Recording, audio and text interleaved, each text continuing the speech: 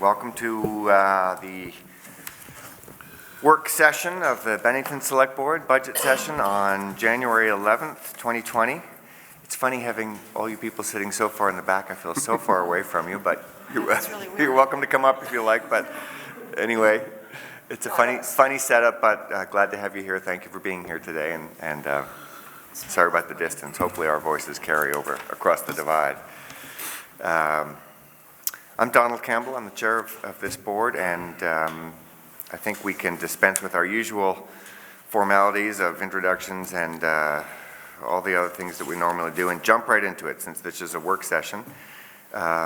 Stuart, do you have anything you want to say before we jump into the Bennington Free Library? Not at all. All right, so let's look at the Bennington Free Library request and budget, which you have in front of you, and it looks like good morning. Nice to see you. Looks like you have provided us with some additional materials. Handouts are always good. Do I need to lean forward? Can you hear me all right from here? If you would introduce yourself, please, just for them. My name is Lynn Fontenot McCann, and I'm the director of the Bennington Free Library. Thank you for inviting me to come and defend our budget request today. I'm happy to be here. As usual, I have some handouts for you. I thought I'd talk a little bit about the fact sheet, and then maybe we can go into the budget. But before I do that, the handouts are really, you probably got this in your packet when we sent out our appropriations request. But it included some highlights of our programming in fiscal year 19. One of our premier programs is the 1,000 Books Before Kindergarten. That's a very important collaboration that the library does. And we, I think if you come away with nothing else from our presentation today, it's on the roles that the libraries play in early literacy. I think most of you understand that. There have been studies done by Rutgers and Harvard and other universities on how important it is for children to be read to starting at a very early age, and that helps them develop a number of skills, vocabulary being one, empathy for others, which makes them good citizens, another, but it also helps them really in their brain development. 80% of a child's brain is developed by their age of 3. So if you start reading to your child at a very, very early age, you are supporting that and encouraging that growth. Seedlings is another after-school program which Can everybody hear Lynn? Okay. Is the volume high enough? Okay, great. That targets children that are at risk, whose parents maybe are incarcerated, and it provides mentoring in the schools. Bennell and Molly Stark specifically were schools that were participating in this program. I understand they lost their funding this year, but there are volunteers that are still going to the schools and providing that mentoring. Kindergarten initiative, Museum ABCs is great because it brings people that might not otherwise go to a museum into the museum to learn a little bit about the collections and be exposed to art. Delta Dental continues to support dental health backpacks, and there's a little flyer, and the flyer you can see the brush. It has books, it has directions on how to brush the dragon's teeth and wear the dentist smock, and it really just encourages children to brush their teeth. So this first the 2 pages with the design build program, playgroups, these are ongoing programs at the library. As well as in the back, banner can be accessed online. We still continue to offer passes to cultural organizations in the state. Learning Express is an online database where people can go in and learn anything from how to sew to how to repair their car, or to study for any number of exams that are required in order to further your education. And then we do a monthly movie series through the bad weather. It's free. We offer popcorn. We vary between children's movies and adult movies. Coming up is Downton Abbey. I'm not sure if I'm supposed to advertise that, but per our contract. But anyway, I hope to see some of you there. Rise Vermont was another program which Through UCS, they offered funding for a number of things, but one of the adult programs was, there were walks throughout Bennington this summer, and they learned a little bit about the history of downtown. And then, of course, Libraries Rock, which was our very successful children's summer program last year. And I don't have that figure, but it was very well attended, as usual. And music is one way that enhances learning, but it's also a fun thing, and it encourages young people to come in to use the library, to see it as a resource and not to be intimidated. And it's all part of our program of encouraging people to come in and use the library. So, any questions about our programming? Jeannie? This is all lovely. I'm just wondering, can you talk about what are the newer programs that are designed to bring in new audiences that you might not be reaching otherwise? And they may be on this list. It's hard. Well, we're not doing deer hunting programs, which is what some libraries are doing. But let's give this a little thought. We're continuing to do STEM. We got another grant for robotics. I'm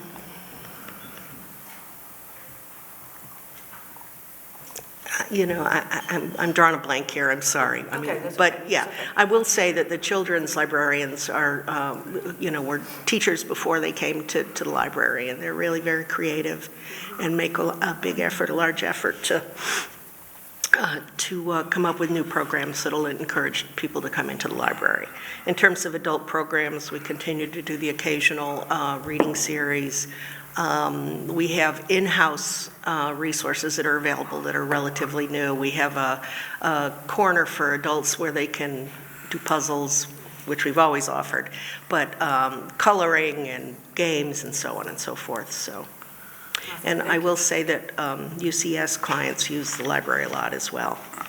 And it's just a safe haven for people to come in and get off the streets. They're not necessarily using their computers, although our computer use remains very high. I did expect that to be part of your answer. From the first budget page you gave us, it sounds like there's a slight increase in technological services or technology services. Yes. Which might be part of the answer to Jeannie. What are the sort of new, where are you expanding program, and where are you finding need? And that might help us understand that increase a little bit. Well, one of the programs, a recent program that we've done, and Carson has done, now that I give it a little thought, is to work very closely with the job service. We recently had a great program where people were able to come in and learn how to get trained on a number of technology devices. They learned, access to Google, how to use a laptop, because more and more companies are requiring that folks that are seeking employment fill out their applications online. And unfortunately, a high percentage of the people that are looking for it aren't necessarily computer literate. So that is one of the important things that the library offers, is that we offer one-on-one assistance, learning how to to create an email account, to learn any number of productivity software at the library. And it's all done in a very non-judgmental and supportive environment, and it's free. So, I'd like to think that, I do say that the library is raising the cultural literacy, but also the technological literacy of our community.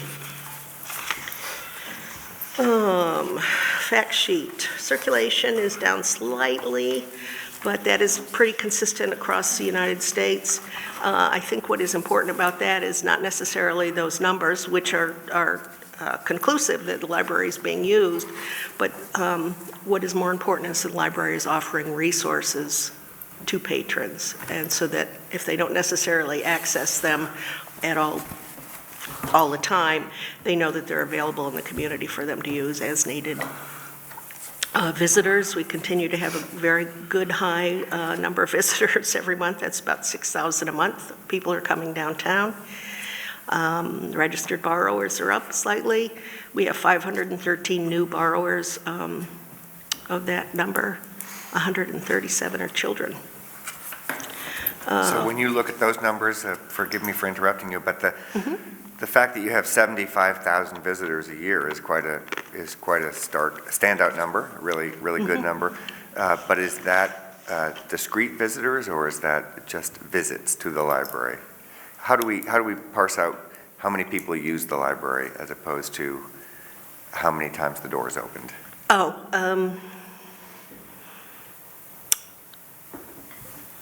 I would say that's probably pretty close to the number of people that come in on a regular basis. But if I had to give you a percentage, I would say 80% of that number are people that walk through the door.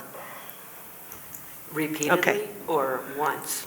That's Is it just one time? that's one time. That's not. So 80% of the people here only come to the library once a year? Is that what? No. That's the number of people that physically walk through the door. We get 80,000, pairs of feet that walk through the door. Did I say 80,000? I'm sorry, 80% of 74 that walk through the door, either to, sometimes it's just to use the bathroom.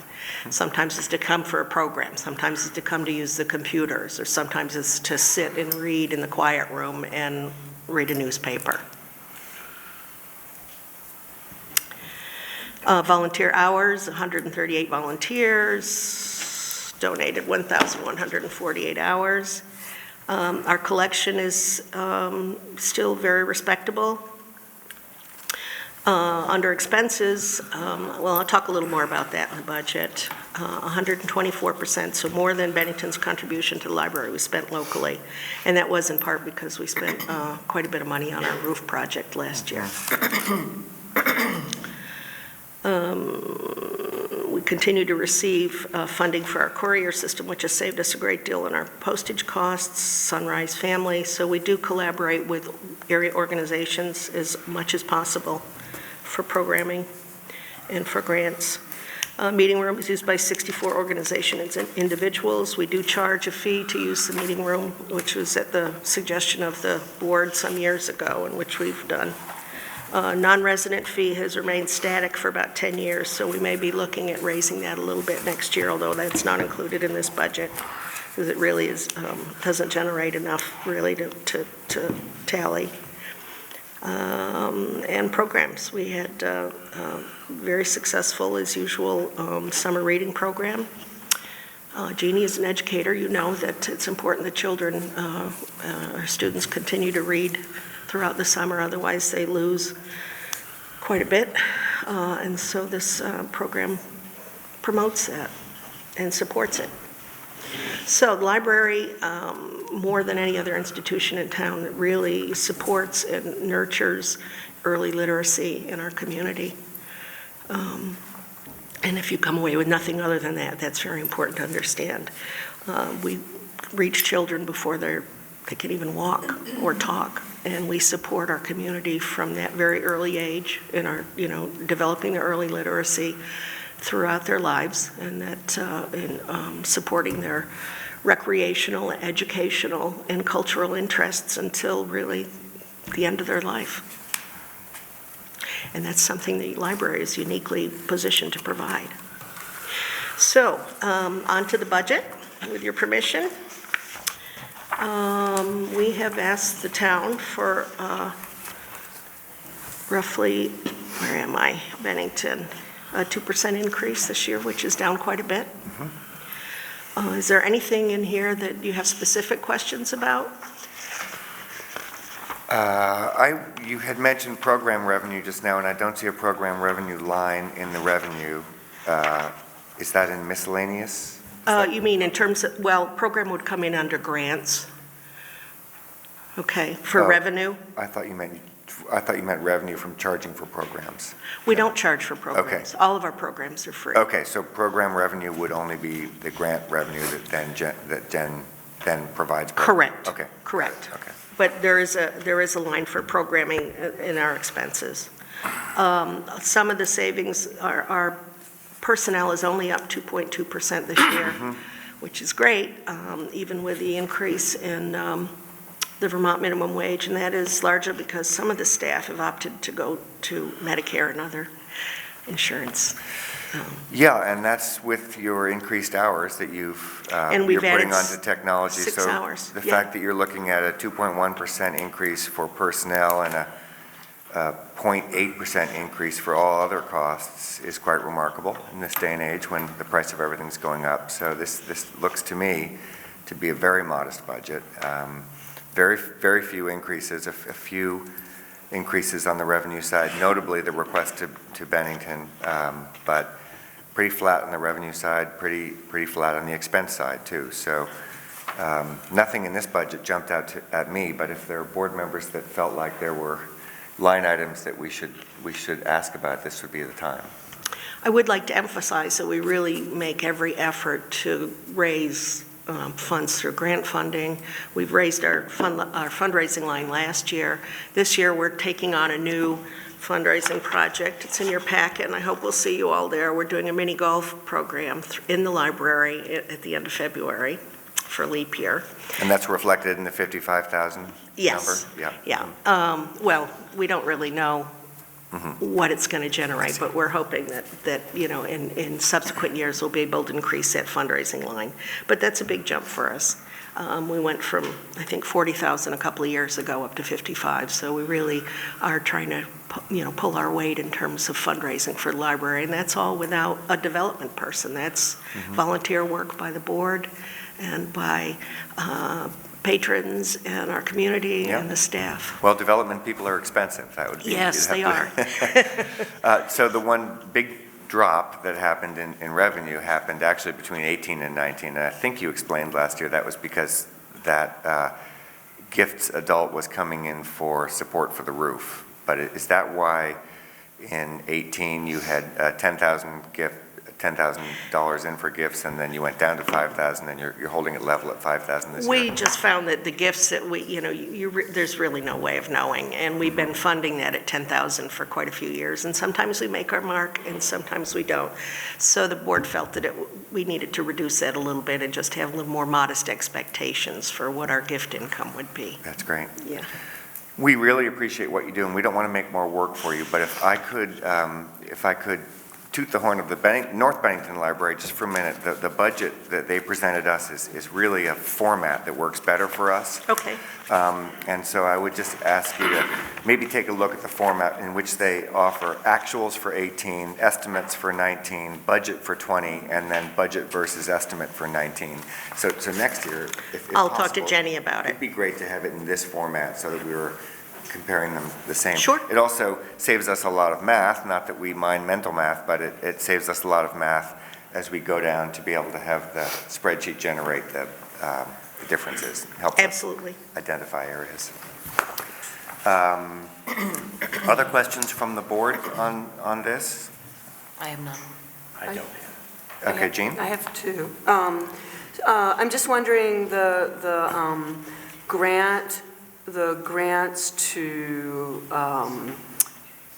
the library seem really modest, and I'm just wondering if you see any opportunities. Are there grants out there that, if you had more time, or that might apply? I mean, I think it's 3,300 total.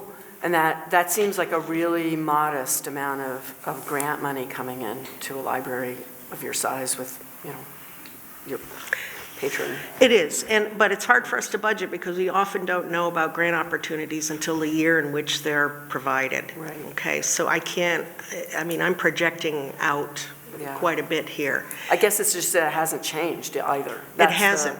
It hasn't. So that means that over the years, that's been sort of a stable amount of money. I mean, if I'm reading this right, this is the 18, Well, the 19, children's and 19, 20 are right. actual numbers. Mm-hmm. Yeah. So I don't know. It just looks like it's a place for.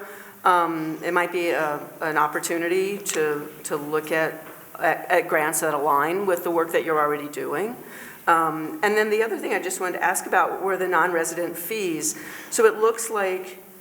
I'm assuming non-resident is mainly sort of Hoosick Falls. Pownell, Arlington, anyone that's not within contributing, that's not a taxpayer in Bennington. So it looks like the projected number of non-residents is going down, which makes me a little worried about, I mean, I love the fact that we are serving as a regional hub. And if the income, if it's $19 a year and we only are projecting $1,000 of revenue from it, it feels like maybe the time is spent better to build up that base before we charge the few patrons from outside Bennington that we're attracting. I don't know, it just feels like we're a regional hub, and I'm a little surprised that we don't have more folks joining the library from Outside of surrounding the, well, I areas. think what Yeah. we're finding is that a lot of the small, because of resource sharing through the state, and this is not just true of Vermont, but also of New York State, and Massachusetts has always funded their libraries, that a lot of the resources that we uniquely offered to our patrons are now available at their own local libraries. I see, so there's less need to. There's less need to come to our library. I guess that's a Although good we thing. still have a fair number of people that love our video collections and so on and so forth. Okay. And I want to go back to the grant issue, is that, grants for adults have been really pretty flat. I mean, we have been able to secure funding for our building programs, and, occasionally with the Rise Vermont grant came through last year, but we don't always know that those are going to be available, and usually there's a very short time frame.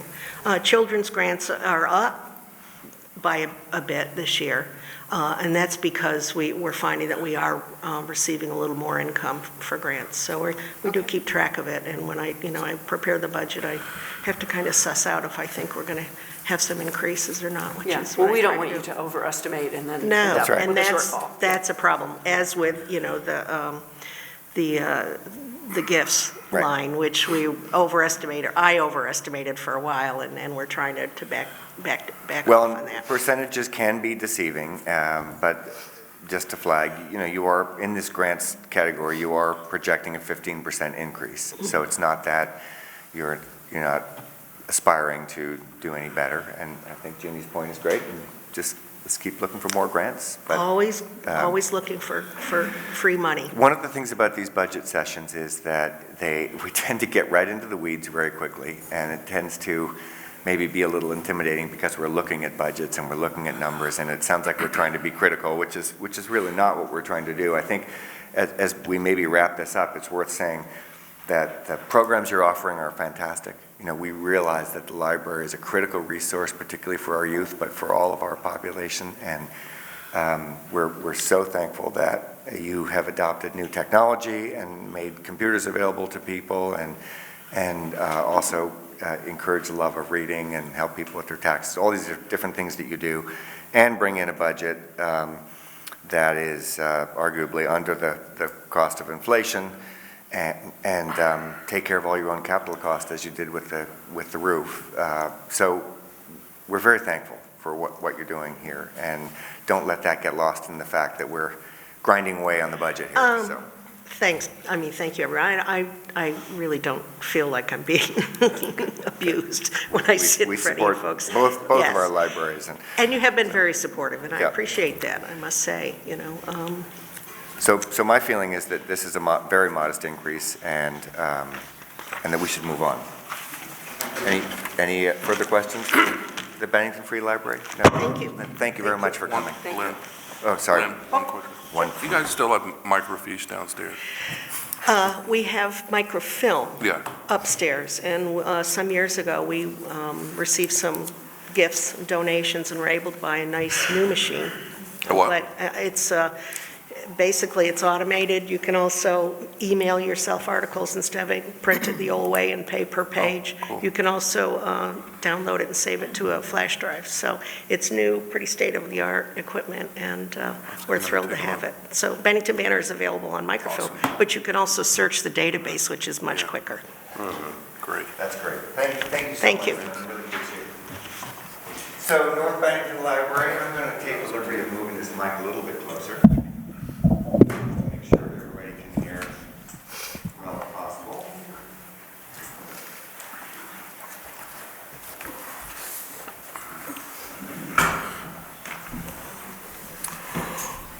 Good morning, welcome. Good morning. Nice to have you back.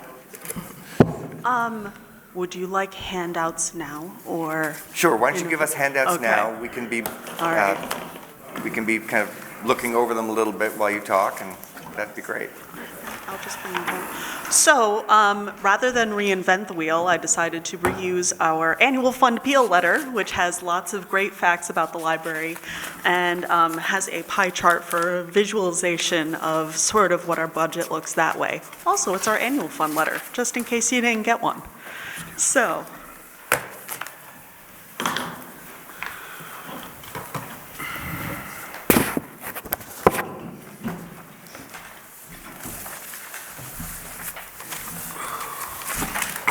All right.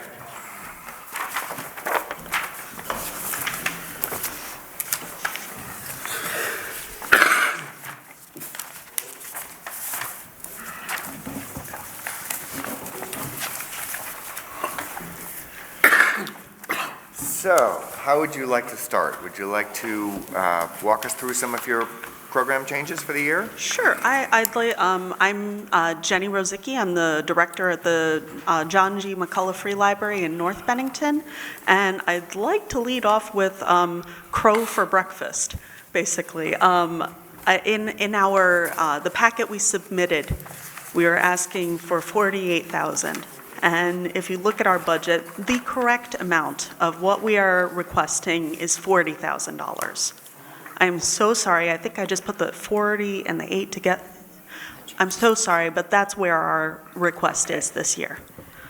Good. And So they're asking for 40,000, just to be clear, they're asking for 40,000, not 48,000. So it's a half of the increase that we had originally looked at. And if you look at, in the budget line at 4302, you'll see that the actual amount is 40,000. Yep. So it's just a typo, but thank you for straightening that out. Yeah, you're welcome. Thank you for pointing that out. Woo. Okay, and I think I'd like to lead off with two very short stories. And then we can get into some numbers and how the year went.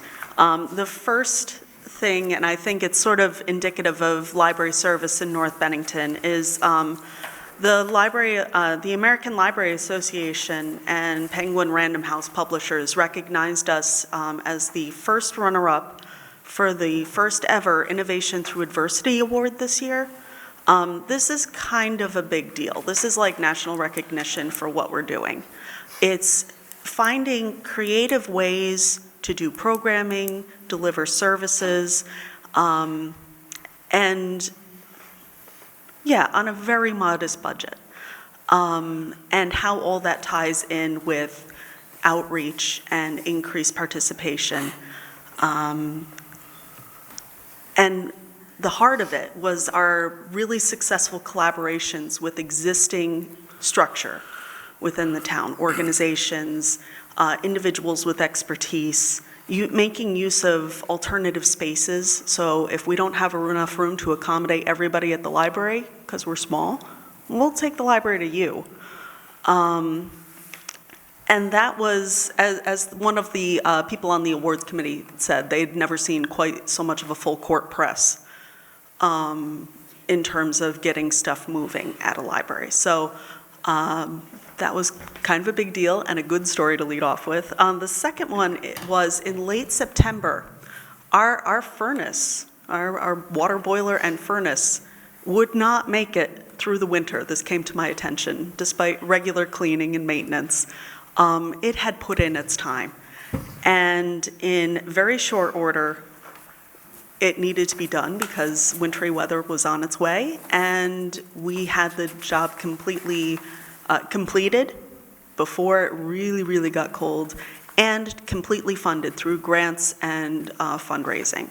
And that was is about $29,000 all told, 20, 25, 29, these numbers today. But that was it. We were able to put that together in the span of 6 weeks to get that done and remain open through the winter. And took a lot of work, but it got done, and that's just kind of indicative of what we're finding ourselves bumping up against in the day-to-day, being held back somewhat by the physical world. There's a lot of energy to deliver services, but,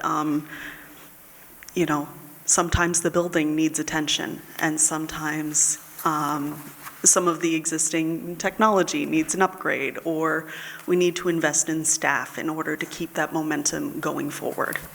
But like the Bennington Library with their roof, it sounds like you took care of this emergency boiler repair through donations and grants, which is great. So not going directly to the taxpayer, coming in from other resources. So certain amount of frugality, Yankee frugality, which we appreciate. Right. Or falling back on our endowment, which is never a good strategy. We were able to completely leave that be for the first time in many years. So we met that goal as well. Let's see. And fundraising has been overall very strong. Our 2019-2020 annual fund appeal is off to a very strong start. And with a $10 pledge from a donor, we have met $20,000 already, and it ain't over yet. So that's just our annual fund appeal. We have plans for our third annual fundraiser dinner and silent auction are underway. Last year's dinner raised over $5,200. The Friends of the Library did very well last year with our ongoing online annual and holiday book sales. It's a reading community, and sometimes I feel like we're more of a lease program than a book sale. Sometimes they come back to us, and folks are enthusiastic about that. And we also have a new fundraiser called Chairs for Chairs that are in the works. We have 100-year-old chairs that are just not, they've been glued together so many times, they're more glue than chair right now. So we're going to have artists reimagine them and auction the chairs off to hopefully fund new chairs that will last us hopefully another 100 years. I don't know if they make it like that anymore, but a good long time with new chairs. So that's kind of on the fundraising front. And in the day-to-day, it's active, happy, vibrant, and sometimes even a little noisy, which is, if it doesn't bother others, I'm okay with it too. Cirque, in the past 4 years, we've seen an almost 40% increase in circulation. People are using using the collection really well and taking advantage of our interlibrary loan services, our e-books and e-audiobooks. Interlibrary loan has become a big part of my Tuesdays and Thursdays when I'm on the desk there. It's huge. People are looking for items we may not necessarily have, and I can get it, like either statewide within our consortium that we belong to with the Bennington Free Library. So, if somebody returns a book there, well, I can get it delivered back over to them very, very quickly and easily. So it's very convenient for both, for people who use both libraries. So let's see. Computer and Wi-Fi usage continues to remain high, and it's still on the rise. We have sort of a Chromebook lending program in-house that's just on the cusp of launching once we get some of the kinks worked out. So I anticipate those numbers will continue to rise. And attendance for our programming has remained robust this past year. And I anticipate that will continue into the future, especially with the Year of Mystery grant and program series that we're, the McCullough Library is the designee for that grant, but from the Humanities Council. But we are partnering with over a dozen businesses, institutions, organizations, including the Bennington Free Library, to bring a Year of Mystery programming. There's something going on almost every weekend, in some cases year-round this year, all dealing with mysteries, which are our bread and butter at the library. I think mystery novels are the most popular genre for adults, and even kids are into them too. So I think a lot of the increased activity is due to our marketing and outreach program efforts. We're looking for people to come and use this library, come and engage with us online. Our newsletter is sent out once a month at a very limited expense. And I know it reaches 700 people, and we have almost half of them opening it in any given month. And that's just through, it's an e-newsletter. So if you'd like to sign up, find me after this, and I would be happy to. So that's kind of the state of the library at the moment.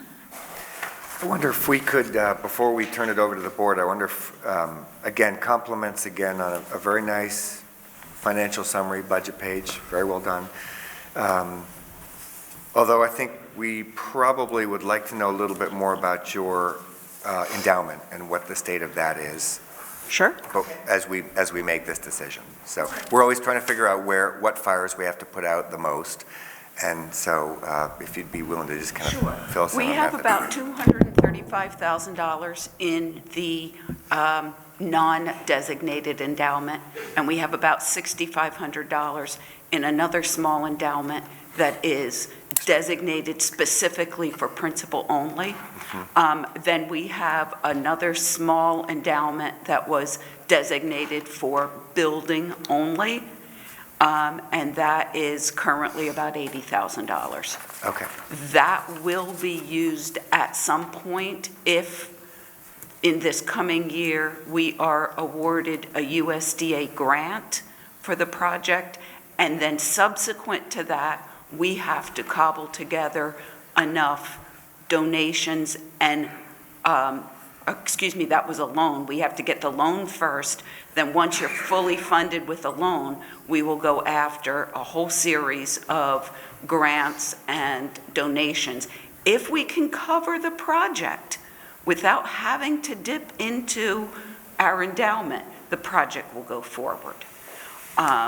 We have, for the last 4 years, the board has made a decision to only withdraw principal.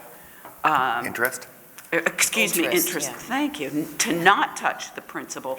We've been successful, had limited success in that, but the most we've had to withdraw over the last 4 or 5 years is about $5,000.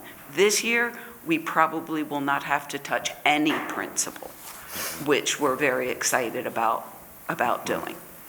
And this is for elevator and This would be for the elevator and the full handicap accessibility. Yeah, that's the elevator and restrooms. Our restrooms, I don't know if you've been over lately, but they need to be more friendly, accessible, and just, they need to be done over to be welcoming to folks who need to use them. Another thing that caught my eye, I'm not sure about other board members, but I'd like to ask you a little bit more about the donations line, which in the narrative it was 30,000, in the budget it looks like it's 36. Okay, that adds up then, 25 and 11, okay. The other thing that caught my eye a little bit is just because it piques curiosity, is what you talk about. The trustees are reviewing and revising policies which govern the library, including expectations for visitors, library account holders, staff, and trustees. And it sounds like you've had some growing pains from increased use. Is that what we infer from that? A little bit, and also sort of reviewing our policies binder and discovering it was Xeroxes made probably in the 90s from other libraries, and just saying, yeah, we'll do that. It's sort of making it more official and giving staff structure to refer to in the day-to-day operations. So it's not a crisis? You're not Not- responding to some really big problems that we need to know about? No, more of a proactive approach to just developing a system for operations. Great. And the only last question for me, and then I'll turn it over to board members, is that it's difficult to assess how much use these libraries get, and I'm not sure that you count the numbers the same way that the Bennington Free Library counts the numbers. It would be great if you did, because then we would have a sense of who's using what. So their number was 74,000 or something, and your number is more like 3,700 or 3,750. And partly what's interesting about that is a third of those people are Bennington residents, which of course we're all Bennington. Bennington and North Bennington, we're all Bennington, but that a third of your number are people who live in outside of the village of North Bennington, right? So if we're counting them together, it's about 2/3 are Bennington, North Bennington. We're together, and thank you so much, Brians, for being here, and our newly anointed Benningtonian, thank you for being here also. I'm scared to pronounce your last name, so I'll let you introduce yourself. Okay, so my name is Art Brew. I am the new executive director for Bennington Rescue Squad. So thank you for having me here. And I will be an official Bennington resident as of Friday, so I'm excited. Great. Well, Art, welcome to the meat grinder here.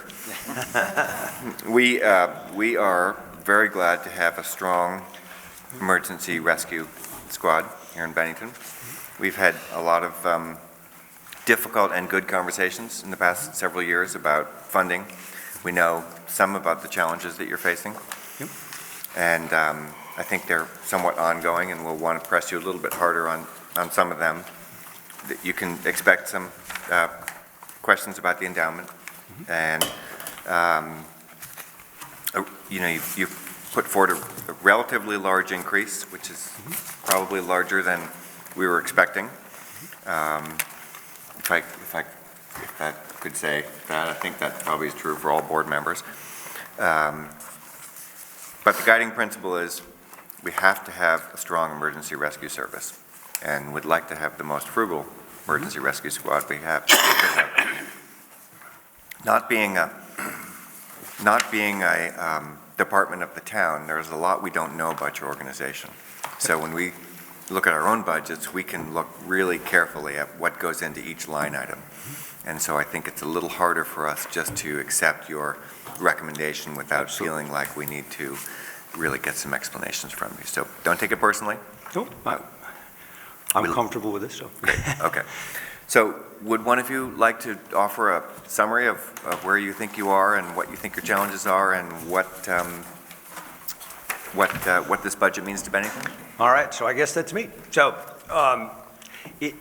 I provided you with some extra documentation. That first one is our executive summary. And we wanted to just kind of highlight, first of all, some of the accomplishments over the past year. I think you'll notice we were named the Vermont EMS Service of the Year. This is the second year in a row.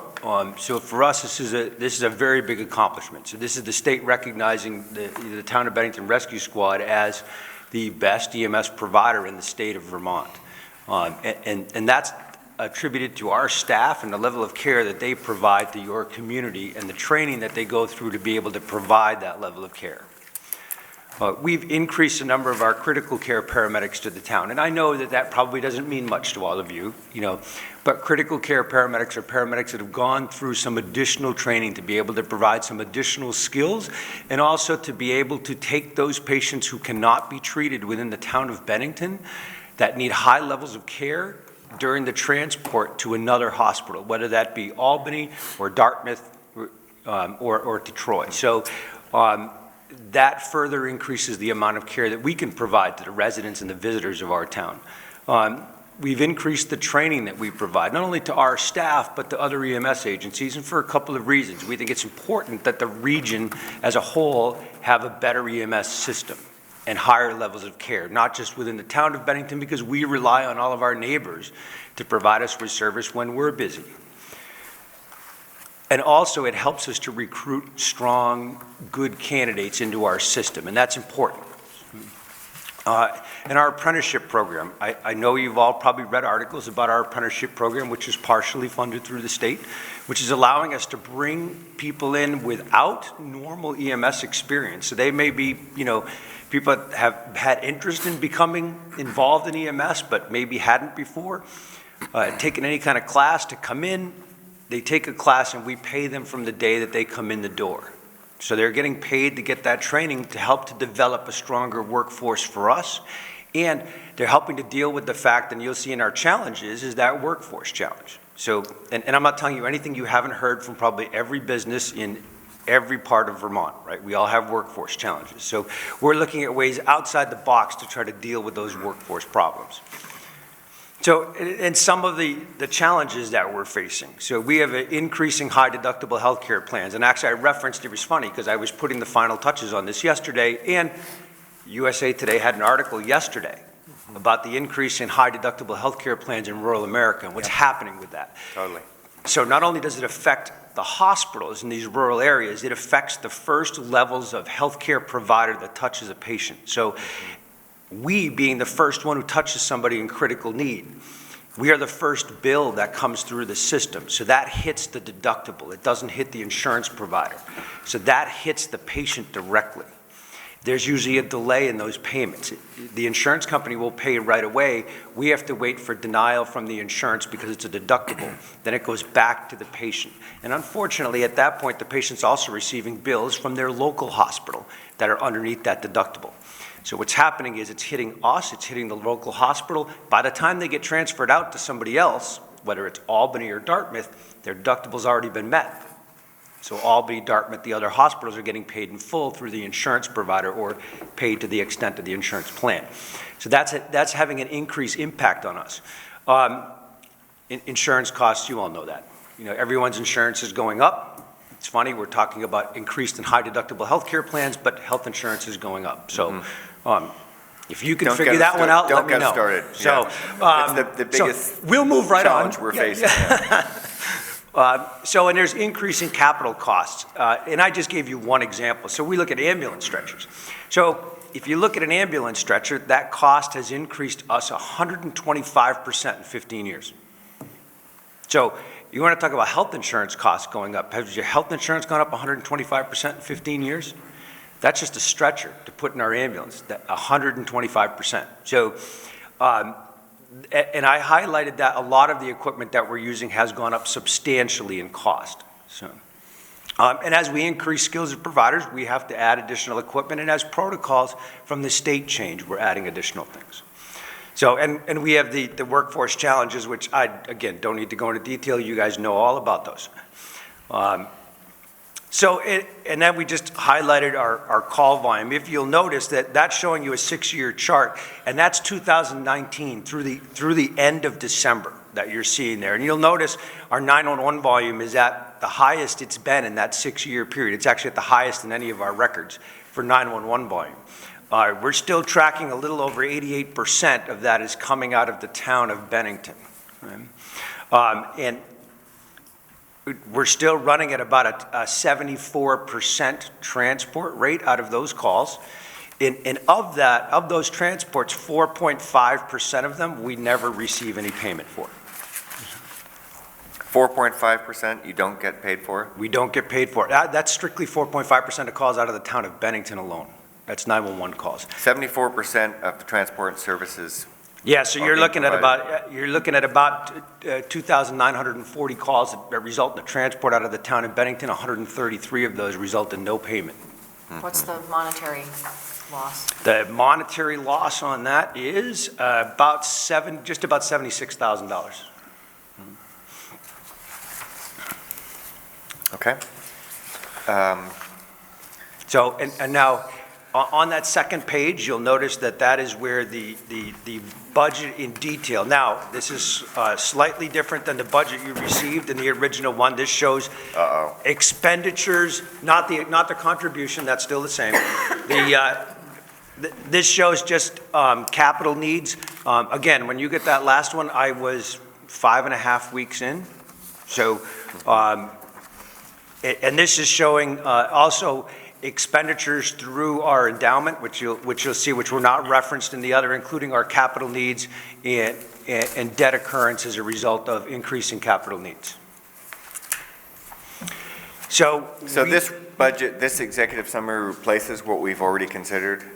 Or adds to it, yeah. Adds So to the numbers, all of the numbers are the same as far as, operational costs, so costs of salaries, costs, that's all the same. What it's adding in is there's additional funding, or not additional, but there's all of the, Spending policy calculation. yeah, the spending policy calculation and capital expenditures. There's no capital expenditures in that original budget Right. that I gave you. Again, at 6 weeks in, I didn't know what our capital expenditures were going to be at that moment in time. So this takes into account what our capital expenditures going forward are looking at. So we're looking at about a $256,000 capital expenditure. Also, principal on payments on debt, our new debt anticipations, those were not in the original that you had gotten. That was strictly just an operational of what we were looking at from the bare bones operational side, minus those capital equipment stuff. So I'm having a little trouble reconciling these two budgets. Let's see, this is, in theory, the July 2020 through June 2021 should be the same, but it looks like you've lumped here, so. Yeah, this was to compare what had been given to you last year versus this year. So this is actually the same sheet that you got last year. But, so, in the budget that we've already reviewed, you had $2,400,000 total income. Oh, I'm sorry, I'm on the wrong line.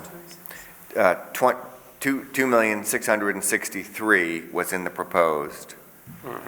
And in this budget, I'm looking at $2,182,000. Yeah, because some of that was incurrence from debt occurrence. So that was just the way that it was calculated in the original system, and we made the change to show on here. So what was happening is payment for debt occurrence was, again, 6 weeks in. So when I'm looking at what revenue was coming in, it was revenue from new debt was being shown under revenue. So that was adjusted on here. That's cash. I think municipal income is on here below that. So this shows the format where you can come down to an operating deficit. And you can see the sources of what funding to cover that. And so then it has municipal funding, the investment policy calculation, and then there's a bottom where it's converting to cash, which actually is helpful. And as the board may realize, we're not getting enough in municipal funding that solves the operating budget deficit. So in reality, we're having to take additional withdrawals off of our endowment, if you will.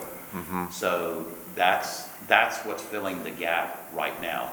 We've been fortunate in the past year. The stock market has done well again. So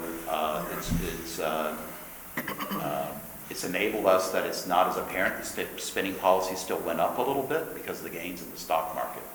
Plus, we've moved to, as you may recall in prior conversations, Stu wisely pointed out that it's a good thing to finance capital expenditures when you're dealing with taxpayers so that they're not whipsawed with capital expenditures. And the capital expenditures are trying to get back to a normal spend. We had to buy, and we're about to take delivery on a new ambulance. And the capital expenditures for next year anticipate that we have to replace yet another ambulance. I think we'll replace 2 vehicles, if I'm not mistaken.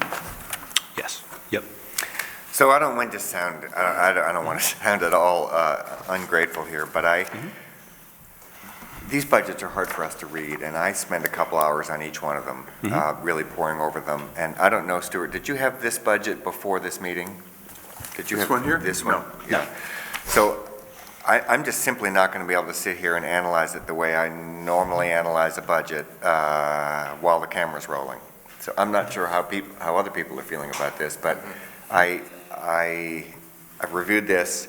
I feel like I know what my questions and my concerns are here, but I'm not quite sure how to translate it to this at this point. So I know that sounds like an excuse not to do anything, but it's not. It's really, I feel like I need time to digest this. No, there's also a complicating factor because we've changed our year end at the request of this board. So there's a 6-month stub period through June 30, 2019, which we don't have the audit report for yet. So that's an additional complication from what we'd normally like to show is the actual for the prior 12 months, because we don't have a 12-month period. Right. You have a 2018 audited financials. Yep. There's a 6-month period, and we're now in the middle of a new accounting period that will then align with the city government's accounting period. Yep. But nevertheless, these two are hard to read side by side. And can I ask a question about the endowment, about the? So, yeah. Do you want to just table them, or just? Table the whole thing. I hate to table the whole thing when we have them here in front of us. I guess I feel like what we should do is, well, I think it's the pleasure of the board, but my inclination would be to, what's the pleasure of the board? What do people need? I'd like to do what we can do while they're here. Okay. And then I'm with you, I'm having a difficult time Okay. making the two work. Well, we could bail on this one altogether and start with this one, and we could have them walk us through what they are, but I'm not sure about you guys, but I This is usually. what they're offering as their final document. Correct. Yes. And we're going to vote on this, which will, in the end, could be meaningless. No, Do we'd all be, the work on that. well, we'd be voting on this, but we're not, I think maybe we're feeling like we need more time with this. Yeah. I think walking us through it, and then if we can crosswalk it to the old, because that's really where I feel like I'm going back and forth, and the numbers aren't the same, and it's patient revenue on one, it's patient billing on the other. I mean, I'm just sort of trying to make sense of what I'm. The budget format, which is the budget that you have here today, Right. has more detail than audited financial statements. It's common that internal budget reports have a slightly different format. This has more detail. I like this format. Yeah, I mean, do that's too. good, it's just reading it, yeah. Yeah, and that, So we can go back and restate 2018 in the same format. What we don't have, but that's getting to be pretty old numbers. And we can't use the 6-month numbers because it's not an entire year. Right. And we don't have the staff, nor a lot of accounting adjustments are done at year end. We don't have the staff to artificially create a 12-month period. So that didn't seem very meaningful either, because then you'd have to go back and look at all the audit adjustments as well.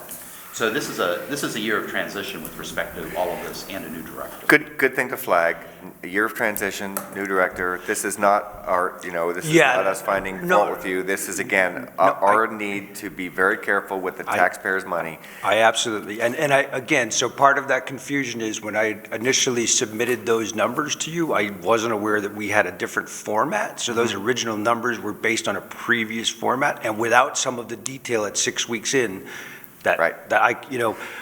So we have spent an inordinate amount of time over those past, since that, to make sure that we have cleaned up everything going forward, so I understand exactly what each Okay. line I represents. actually worked with So- Art to find this Yeah. format again. Great. Because I knew the board liked this. We like this format. Yeah. We'd love to see this format next year with the addition of the previous year on There- it. yes. So- And And we'd like to see it well before the meeting. I absolutely, yes, so, yeah. Okay.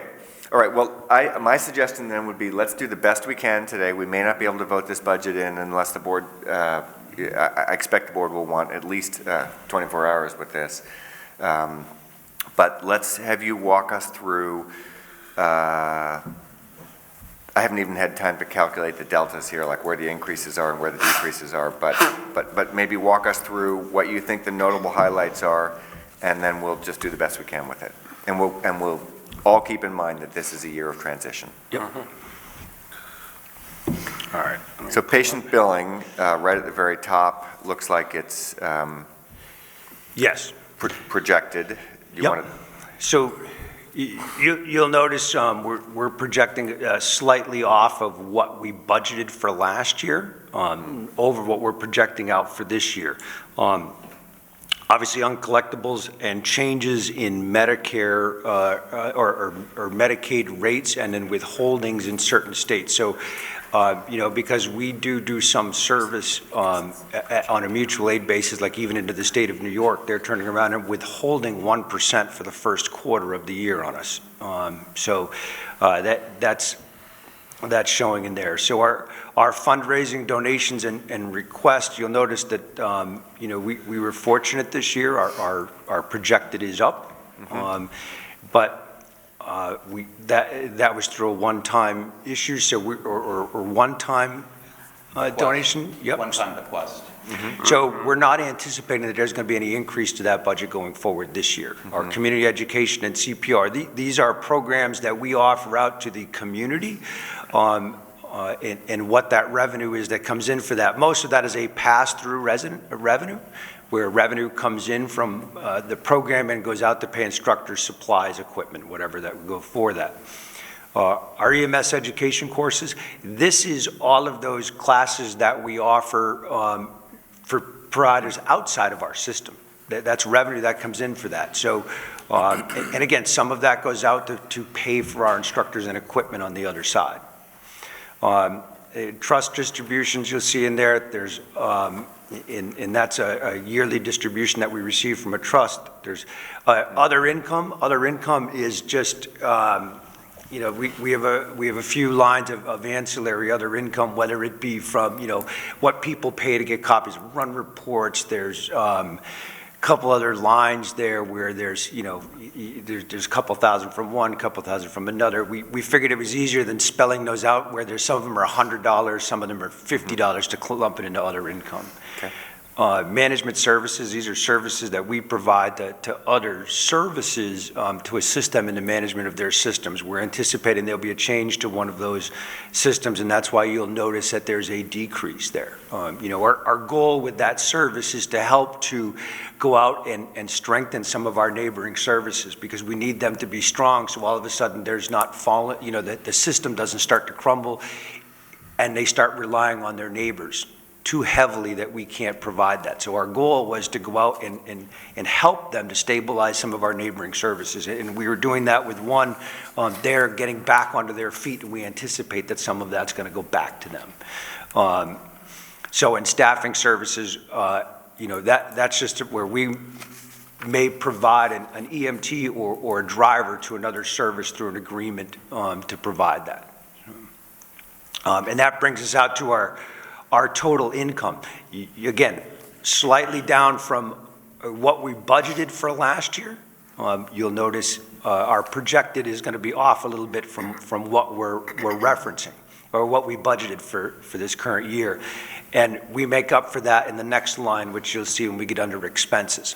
So our operations expenses, that is pulling in all the expenses directly related to the physical, ambulance on the road. That's not our training or admin or any of those issues. That's getting those ambulances out there on the road and getting staff into trucks. And so you'll notice that we budgeted about $100,000 more than what we're projecting to spend, and that's to help make up for that deficit on the upper side. You'll notice that we have a deficit in income. So we are looking at that staffing number to make sure, in our cost of operations across the board, to make sure that we're not going over too far on any one way. So is that operations number almost all the equivalent of what we were looking at in the previous budget that was salaries? Yes. And is benefits rolled into that too? Yes. Okay. Yep. So because that's a $55,000 increase, that gets our attention, right? From projected over budgeted.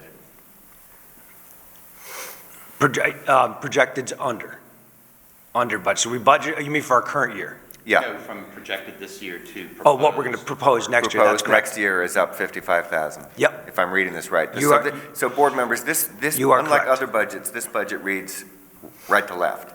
So quite often we see on the left, we see the older dates, and then we see the the proposed or the other on the right. In this particular budget, we're looking at, it goes the opposite way. So the column on the left is what they're proposing for 2021. So, on a side note, all of your other ones read the other way? Generally, we have actual for 18, projected for 19, budgeted for 2021 and then delta. So, All right, so I'm going to make that note so we can make sure that that changes to reflect what you're used to seeing. and if you It wanted should- to really avoid head damage on future boards, Yep. you know, my suggestion would be in touch with our town manager ahead of time and just run it by him, because he knows what we're used to seeing. And I think he'd be glad to, let me offer up Stuart. I think Stuart would be glad to put it in a format that we can quickly adapt to. So I do like the Yep. columns that or the rows that you're choosing here. And sure, reordering the columns would make it just that much easier for us, but I think you're on the right track here. Yeah. But anyway, so that operations looks like the salary increase on the previous budget was 35,000, but then there were also increases for benefits, which I assume is what makes Yeah, up the extra 50. that's what gets tied into that. That's correct. Yeah. Well, and I wanted to mention, part of this was that we had a workforce problem. We were incurring a lot of overtime, and we talked about that last year. Probably Art wasn't privy to that. And the apprentice program and bringing people on, because that wasn't a sustainable model, is now we're growing our own and reducing the overtime to something more manageable. But of course, then when you have more full-time employees, you're going to have some benefit cost. Yeah, and at least on your previous budget, and again, I haven't analyzed it on this, and I wouldn't be able to actually, because it doesn't break out salary, but on the previous budget, your increase was about 3%, which is what we're, of course, seeing with a lot of our other Yes, departments and a lot that's of our correct. other services, so. Yep. Okay, So- management services and staffing? Yep, so again, this is taking in the cost of management services, staffing, and the benefits incurred with those into those. And then we have under our billing and administration, again, that's taking in all of our billing and administrative hours and staff that, and those costs associated with that. Facilities and maintenance, that's the building and its upkeep, for lack of a better term. Vehicles, that's the maintenance and operation of our fleet. That's not replacement cost, Right. that's just maintenance and operations. It'd be great to call that column vehicle maintenance so that we don't get, Yep. at some point in the future, we don't get balled up with We what can- your endowment's doing.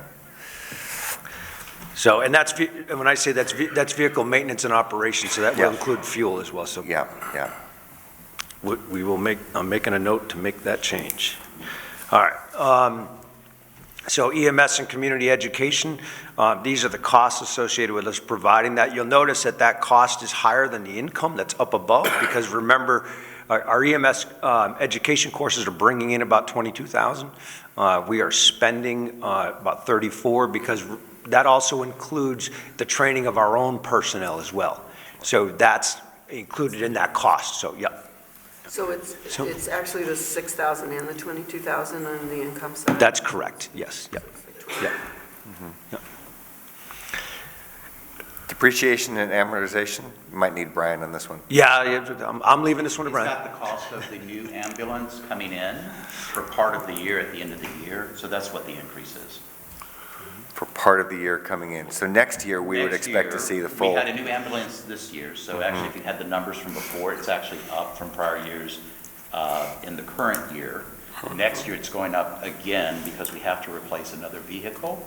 So you have increased depreciation on a new vehicle in there for part of the year. And the reason why projected is down from what budgeted was is because a delivery of the truck was delayed. So that depreciation was based upon the anticipated delivery date. That's been delayed, so we I see, adjusted that that's the projection. 10,000 difference Exactly. between Yep. 175 and 185, okay. Yep. Okay. I asked that same question. We were doing it, so don't. So next year, Brian, we would be expecting 205 in that column, or would we be expecting another half year in there? No, that's what the 205 contemplates, the partial year for the new vehicle as well. Okay. And a full year on the one that we're about to take delivery on. Okay. All right, so expenses, a little over 3 million. Yep. Which is actually fairly flat on the whole. So we don't see any dispatch, where's dispatch in this? It should be under your operations cost. It's in there, yeah. Yeah. It's blended into operations? That's correct, yeah. Yeah, we might need a footnote on what's in operations at some point, but. Yep. That's, just because dispatch is something that comes up, with the police department and. Yep. Who's paying for what and what services are being gotten and is it adequate and blah, blah, blah. So that might be something we might want to spend some time talking about at some point. Can you just clarify what's contained in billing and administration? So billing and administration, that's the cost of our staff to do patient billing.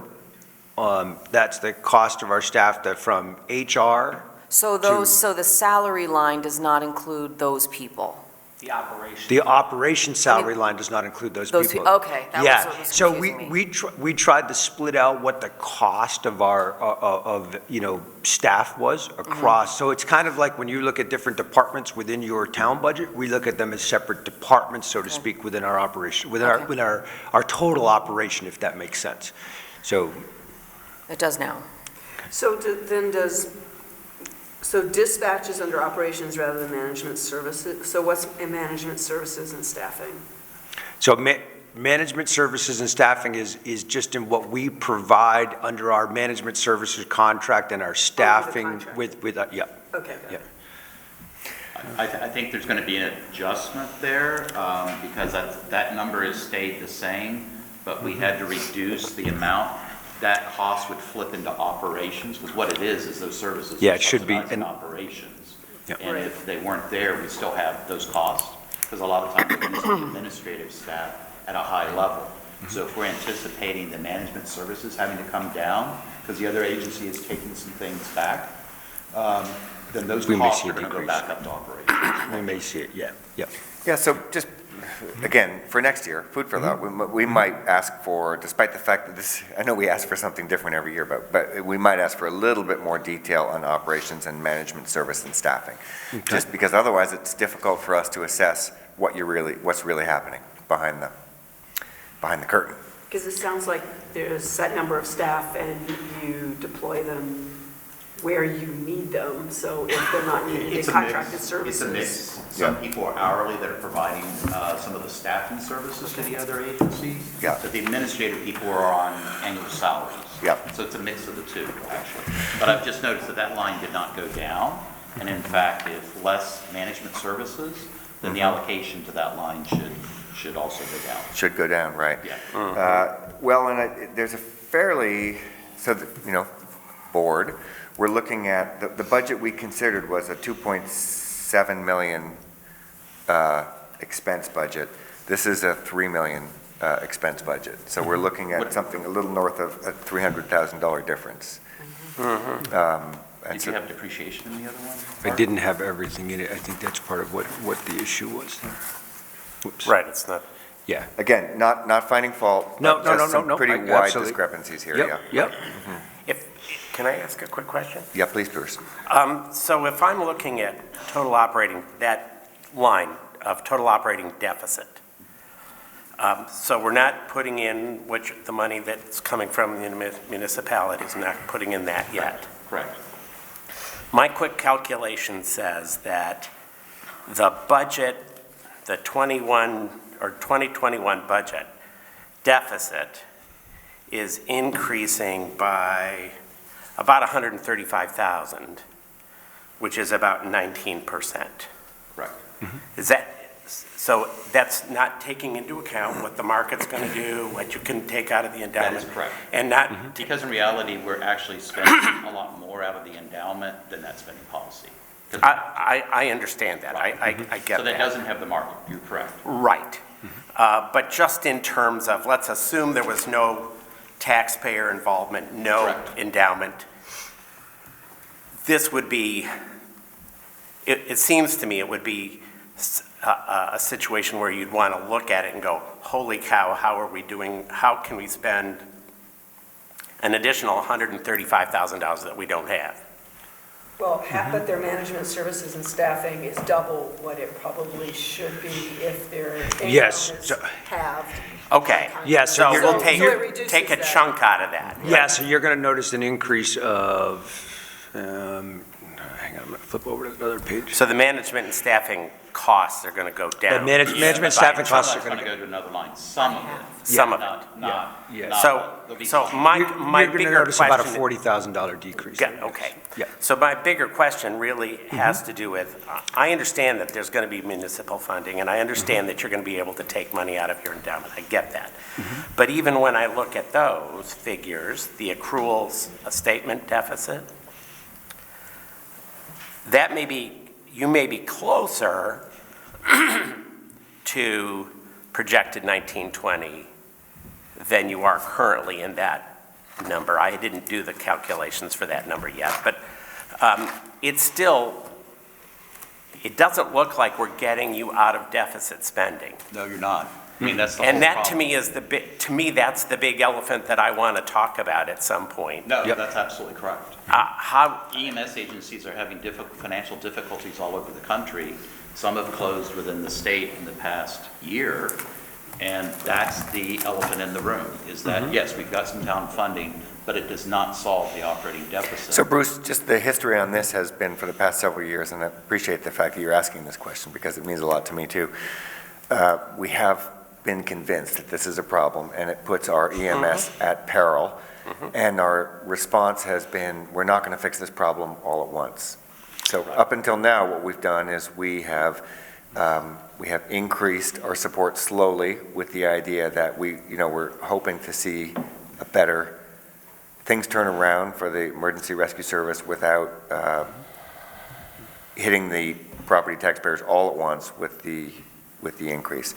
So I don't want to make it, I don't want to trivialize it. I want to say, absolutely agree with you. And I feel like it's been kind of what we're working towards in smaller increments over the past several years. Wouldn't you say, Brian? I guess I don't disagree with you. I'm just, The problem's getting worse nationally. Yes. I get that, and it seems to me that what we're looking at here, and I'm not sure I know the answer. I know the answer isn't necessarily withdrawal of town funding. I'm not suggesting that. But we're working in a bigger context. I think, And it's a context in which this is a losing situation, it seems to me. I think that you'll notice if you look, so even if you look at what's coming out as projected, so you'll notice that deficit came down a little bit. So one of the things that we are working hard on is trying to lower that deficit. Now, I understand that when you look at the fiscal year 2021, we are showing a projected increase in that deficit. That's not to say that we are not trying to make changes operationally to lower that. And we made changes during this fiscal year to bring that down. We're going to continue those efforts.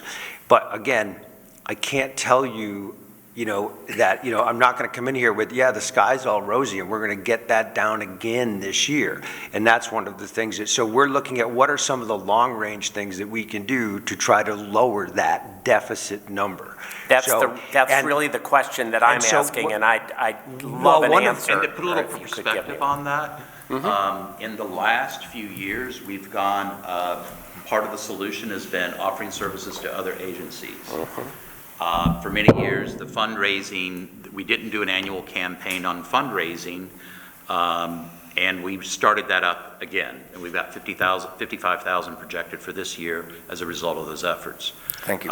We have the service of the other agencies. We've changed our staffing. So we went to the towns for funding. So we've been actually proactive in trying to recognize that the model was not sustainable. So I think you're talking about a very long-term integration of this service with the town. Unless I'm mistaken, you've also revised your, let me head Jim off at the pass here. You've revised some of your billing policies too, right? We did. Yes. We did try the experiment of billing people that did not require transport. We ran it for 8 months. We lost money on that experiment because of the staff time It generated negligible returns and people actually sending in contributions. We were tracking it all carefully. The staff time, after 8 months, we thought, well, this is not good. We need to actually have those staff working with insurance companies to collect those bills. Because insurance companies, it's not a simple matter that you send them a bill. Many insurance companies try to deny. So there's back and forth constantly with insurance companies to get your bills accepted and paid. Some insurance companies, if you will let them do it, they will just ignore your bill. So sometimes you have to bill them multiple times to get payment. So in good conscience, we felt that we couldn't dedicate that staff time toward a losing proposition, and they needed to devote their efforts to, frankly, better uses. Well, I'm sorry to hear that it didn't succeed, but I am happy that you at least tried. I think it was it was definitely something worth trying. I mean, and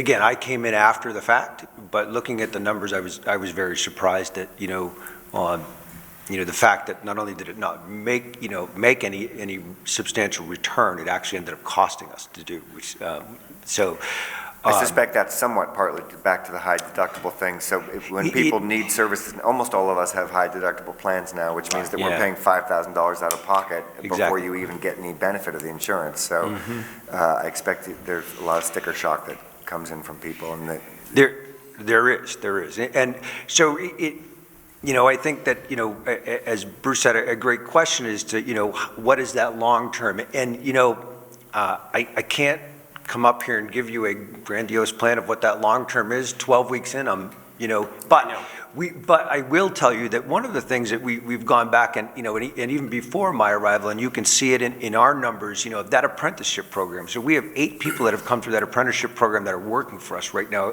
Forget the ones that are going in that are just started.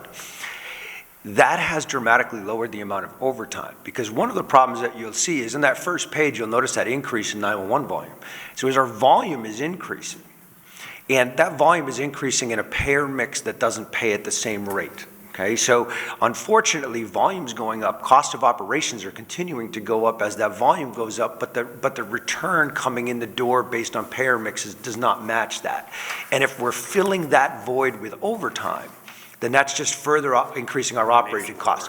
So what we're trying to do is bring in those apprentices, to try to build up our staff so we can lower that overtime. Now, granted, there's benefit costs in there, but driving that overtime number down, and that's really our push right now, is to get that overtime number down and making sure that we're adjusting our staffing to correspond to when the time of day and day of week volume represents what we need. Because that's unfortunately one of the problems. We're paying for people to be ready.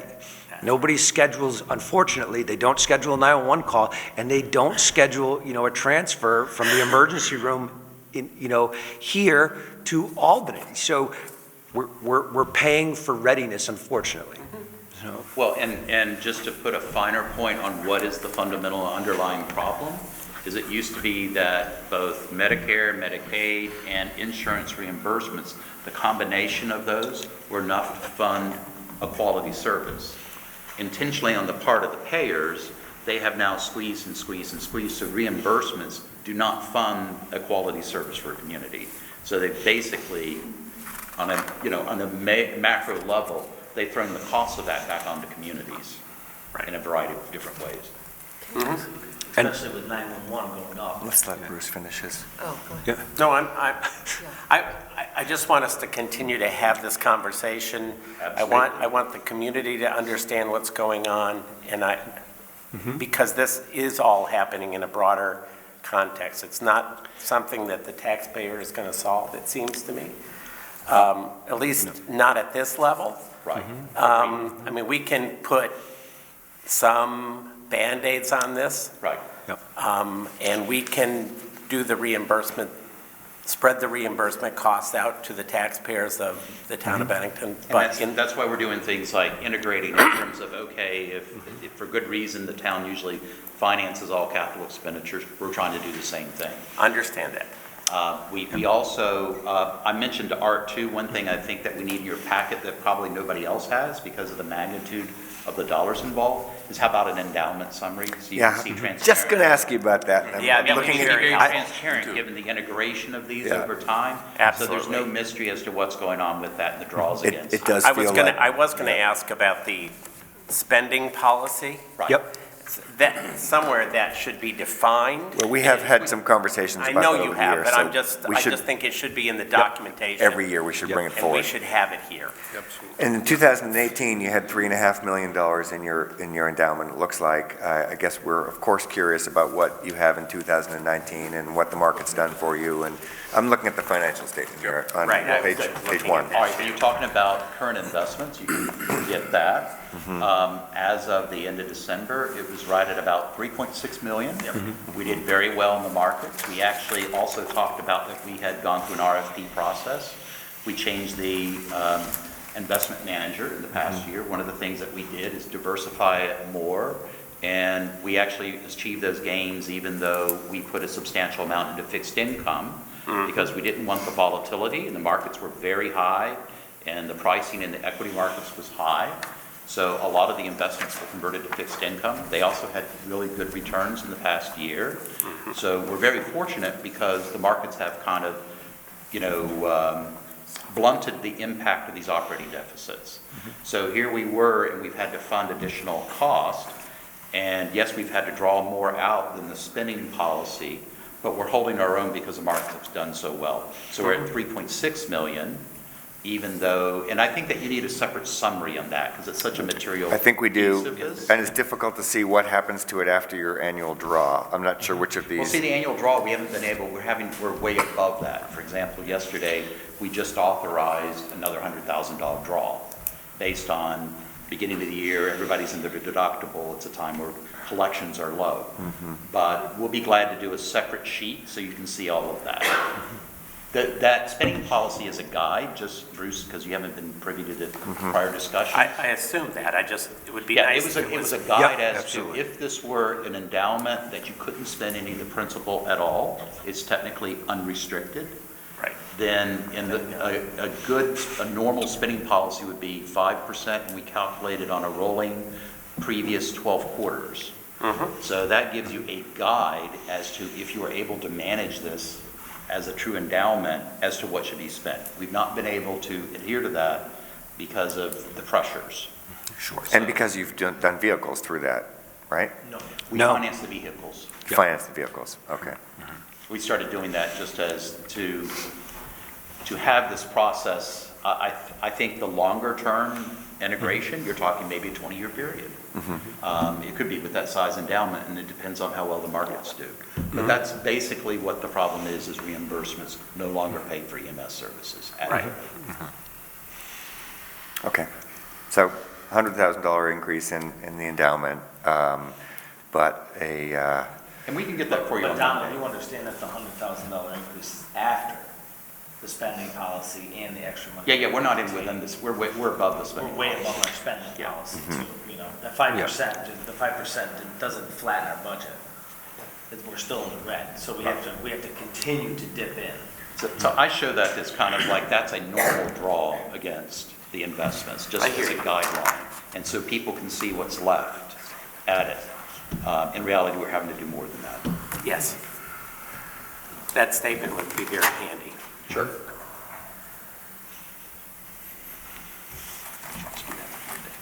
I'm done. Jeannie, you had something on your mind? Yeah, I just wanted to follow up on maybe last year or maybe the year before's discussion about the relationship with the hospital, when you get calls. There was some sort of, I guess there may be at least two questions in there.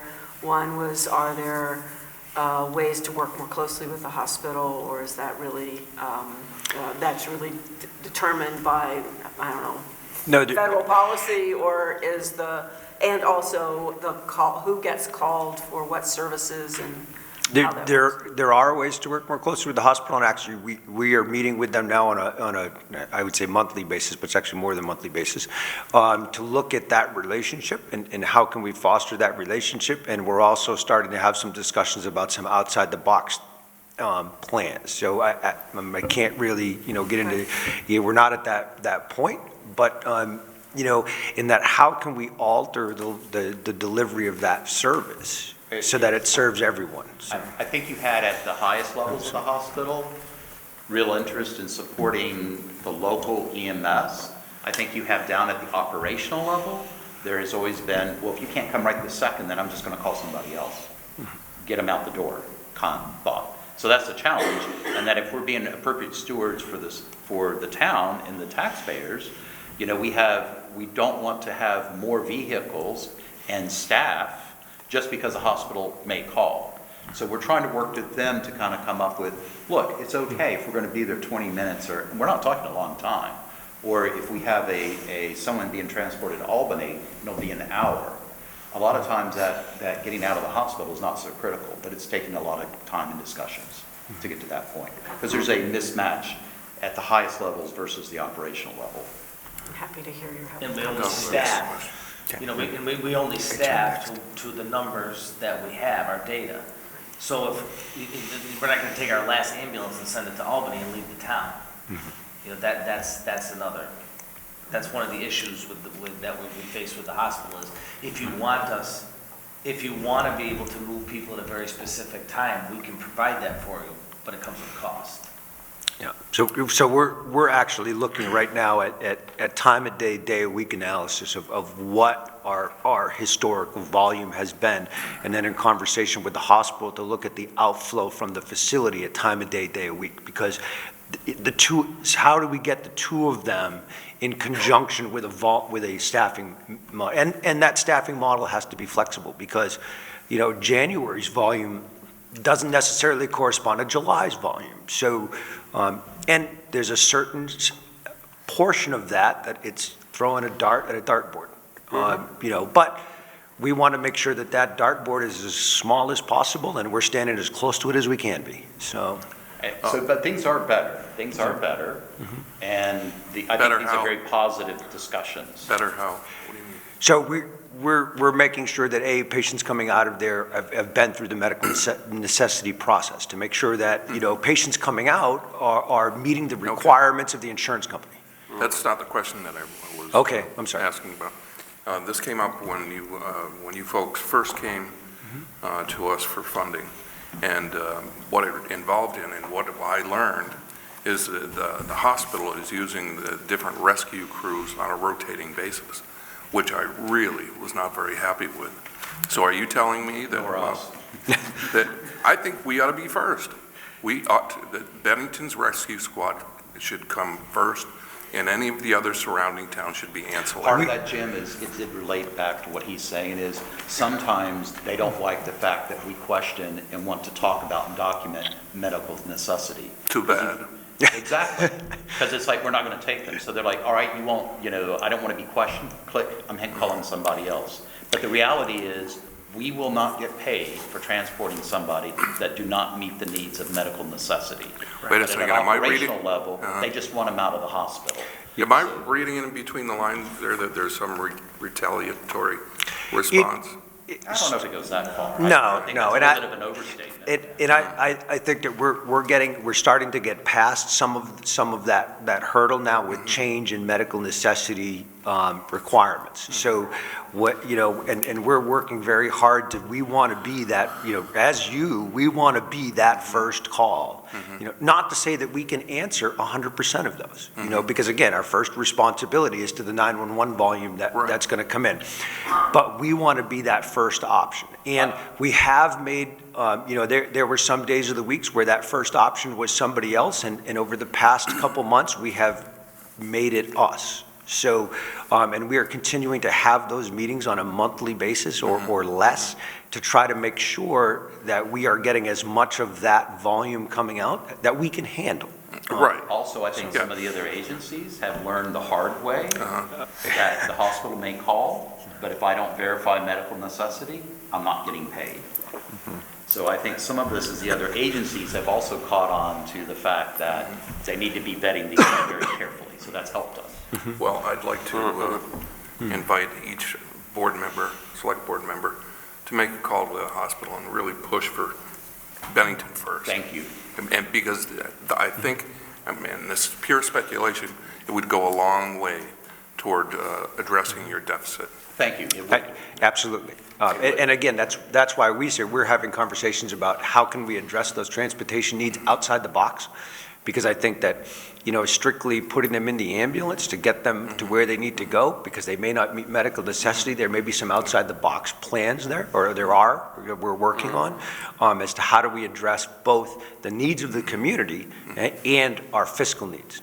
So, and we are hoping to have a better, when we're here next year, we will hopefully be talking to you about something completely different when it comes to that. And I think and I hope you do, each one of us. I'm not going to. Well. I think if I'm the hospital, I'm saying we need strong emergency medical services in the region, Yes. not just in Bennington. No, I'm not suggesting Pownell, that. in other regions, and I think from what Forrest was saying last year or 2 years ago, is that the hospital's making an effort to spread the bread, essentially to continue to support other EMS services in smaller communities so that they don't become extinct. And while I love the idea of our Bennington service getting all of the business, I am not at all I was just like to anxious get to all see the this. business that goes within our town. Yeah, so, and I think. We're not getting that. That seems reasonable, but, and maybe that's the request, yeah. So. But when going to that, that having that strong regional, I think that as we start to see some of the smaller services throughout the area start to have the struggle with those problems, and as you see with our management services, that if you look at, where can we get that economy of scale? And that economy of scale is when you look at what those administrative costs are, why are all the services incurring administrative costs? But they need to be larger. So, that goes back to that, the future, of EMS is probably a much more regionalized system, as opposed to, every municipality providing its own, however that municipality provides, and you're starting to see that, in Vermont. In some areas, it's more regionalized than others. And I think that that's where you're going to see some of that. And that goes back to that, keeping that region strong. We don't want them to fail, because then that creates a hole that has to be filled, but rather a consorted consolidation. And our small rural communities are struggling the way it is with loss of stores and gas stations and other services. If they also lose emergency rescue services, then they just become even worse. So anyway, but Jim's point is nevertheless true that we should, we should encourage the hospital to give Bennington as much. But I also think Jeannie's point is true, though. We hear a lot. Bennington wasn't available because they were doing a transport, or something along those lines. And so it's a fine line between us saying go out and make your own money, and between you not being available for calls when you're needed. Well, that's the frustration. That is exactly the frustration, because they actually want them moved right that moment. And the fact is, did you actually have to have them moved right that moment? Couldn't they have been moved in an hour and you schedule it, rather than having a whole crew and another ambulance just waiting just in case you want to have them moved? So that's the problem, because we did for a long time maintain staffing, hoping to get that business from the hospital. Over the span that I've been on the board of Bennington Rescue Squad, we've had to decrease that because it wasn't happening. They weren't willing to work with us in that regard. And don't forget though, when you say that, we weren't available to take the call because we were doing a transport, we didn't send the last ambulance out on the transport. The last ambulance went out on a 911 call. It just so happened that we got 3 of them in a row. So there's that fine line. I mean, yes, that is a true statement. We were not able to take that call, but it's not because we were just doing a transfer. It's because the 911 volume is spiking and we can't meet the needs. We can't staff all the time. And sometimes the transport was their transport. You can get, we had a crazy amount of 911 calls in one day. I mean, Arlington was here and Pownell was here, and everybody's like, well, what are they doing here? Well, we only have 3 ambulances available, and we have 6 911 calls in 40 minutes. It happens. And that's why you have your mutual aid. Exactly. So it's difficult situation, evolving business model, evolving expertise. This is a tough thing to not have in the town, but to be supporting from the town. And so I appreciate that the board's really engaged on this. We're going to get to the bottom line here. I think we've kind of gotten there, but the 629,012, which is the required cash flow, I assume that's after you've done your planned draw, that's your deficit, right? That's So correct. what you're saying is that you're going to be underwater $629,000 this year after you've done your draw from endowment. Right, except for the fact that we will finance the capital expenditures. So 350,000 mostly, with the exception of probably 20 or 30, which are kind of like minor things that you're not going to finance, but the ambulance would be financed of that. I see, so it's the 629 less 256. Right. Yeah. For 375, something like that? Yep. Is what you're underwater this Right. year. Right. And for the purposes of this board, we always struggle with depreciation, but why don't you, Brian, just explain to us what you're doing with that depreciation number, the 205? Depreciation is a concept that required in accounting that if you have an asset that gives you a benefit over a multitude of years, you take the cost of it and you allocate the cost to those years. And that cost that's allocated each year is an expense called depreciation expense. So it's a non-cash expense. It's a real expense over time. So really, to adjust to a cash basis, you add it back, then you take out what are your planned capital expenditures. So you see, that's how we're toggling back to the cash basis. And we thought that was very useful for the board too, because we don't have to buy an ambulance every year. We had a couple of years of catch-up with respect to that. So beyond this purchase of a new vehicle, which we're trying to replace two that are causing a lot of problems in terms of maintenance because they're so old, we wouldn't have the following year another $200,000 vehicle being purchased. Right. So does anybody have any questions about why that 205,000 is getting added back before we get to the bottom line? I know the depreciation thing is wonky. But, okay. For accountants, it's not wonky at all. Yeah. All right, fair point. Okay, so I guess I'd ask what the pleasure of the board is at this point. We have a dated budget that we've considered. We have an updated budget that we've run through today. We have a financial statement that we have yet to really review. But it's 12, that's the 12/31/18. This is 18, so it's Yep. only sort of helpful, Yep. in terms of, next year it'll be better.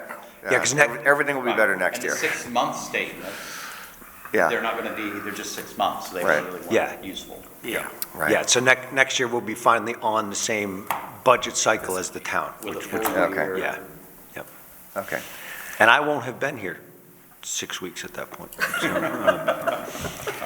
So the We're very request, happy the request will be better. How's that? Yeah, okay, okay. I mean, I think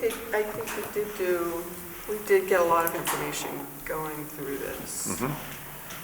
Now, if you want, I mean, we have condensed it down in this way. I mean, the internal budget report, of course, there's many lines feeding up into all of these. Maybe maybe you want a 2-page thing. I purposely like things on 1 page so you can see the macro level.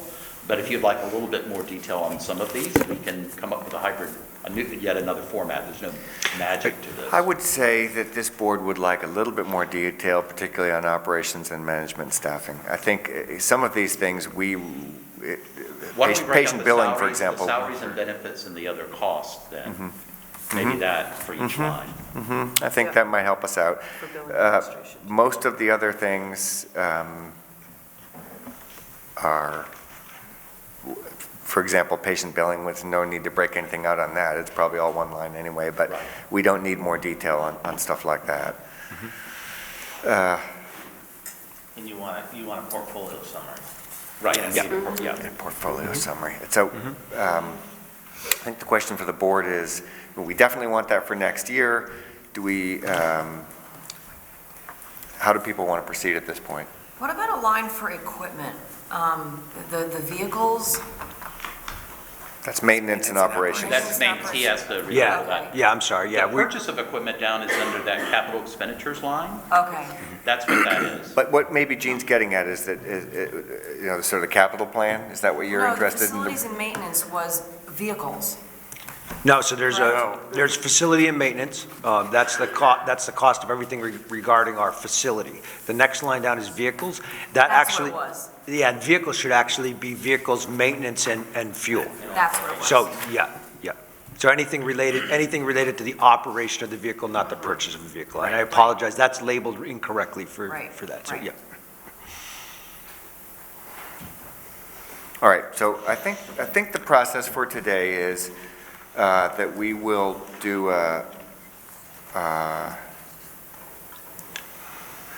when everybody has all their questions answered with the Bennington Rescue Squad, I think we'll have a larger conversation about how we move forward. Okay? So let's see if we have any more questions for the Rescue Squad today. We will request some more information. Sure. Next year will be easier. I think we recognize this. It also looks like you're not, you're not about to go out of business because of your endowment. So I would say it's very, very important to work on this, but it's also, this is not a year that we could say you're one step from the grave. So having said that, I do appreciate how seriously you're treating that endowment, and your vehicle replacement plan is good, and I like the way that you're treating depreciation. So let's see what the board's pleasure is. Any other questions for Rescue Squad? Yeah. No? Yeah? Yes. All right, go Jim. I may have missed it, but how much of the endowment are you contributing to your overall budget? Well, it's really the, if you take the operating deficit, take out the municipal funding, capital expenditures that are financed, then you have hundreds of thousands of dollars above the spending policy. I put that spending policy in as good practice to show what a normal draw would be, but it's having to be hundreds of thousands more than that. So this 178, Jim, right here is what, Their under contribution. their spending policy, under a responsible draw from an endowment, it would generate 178.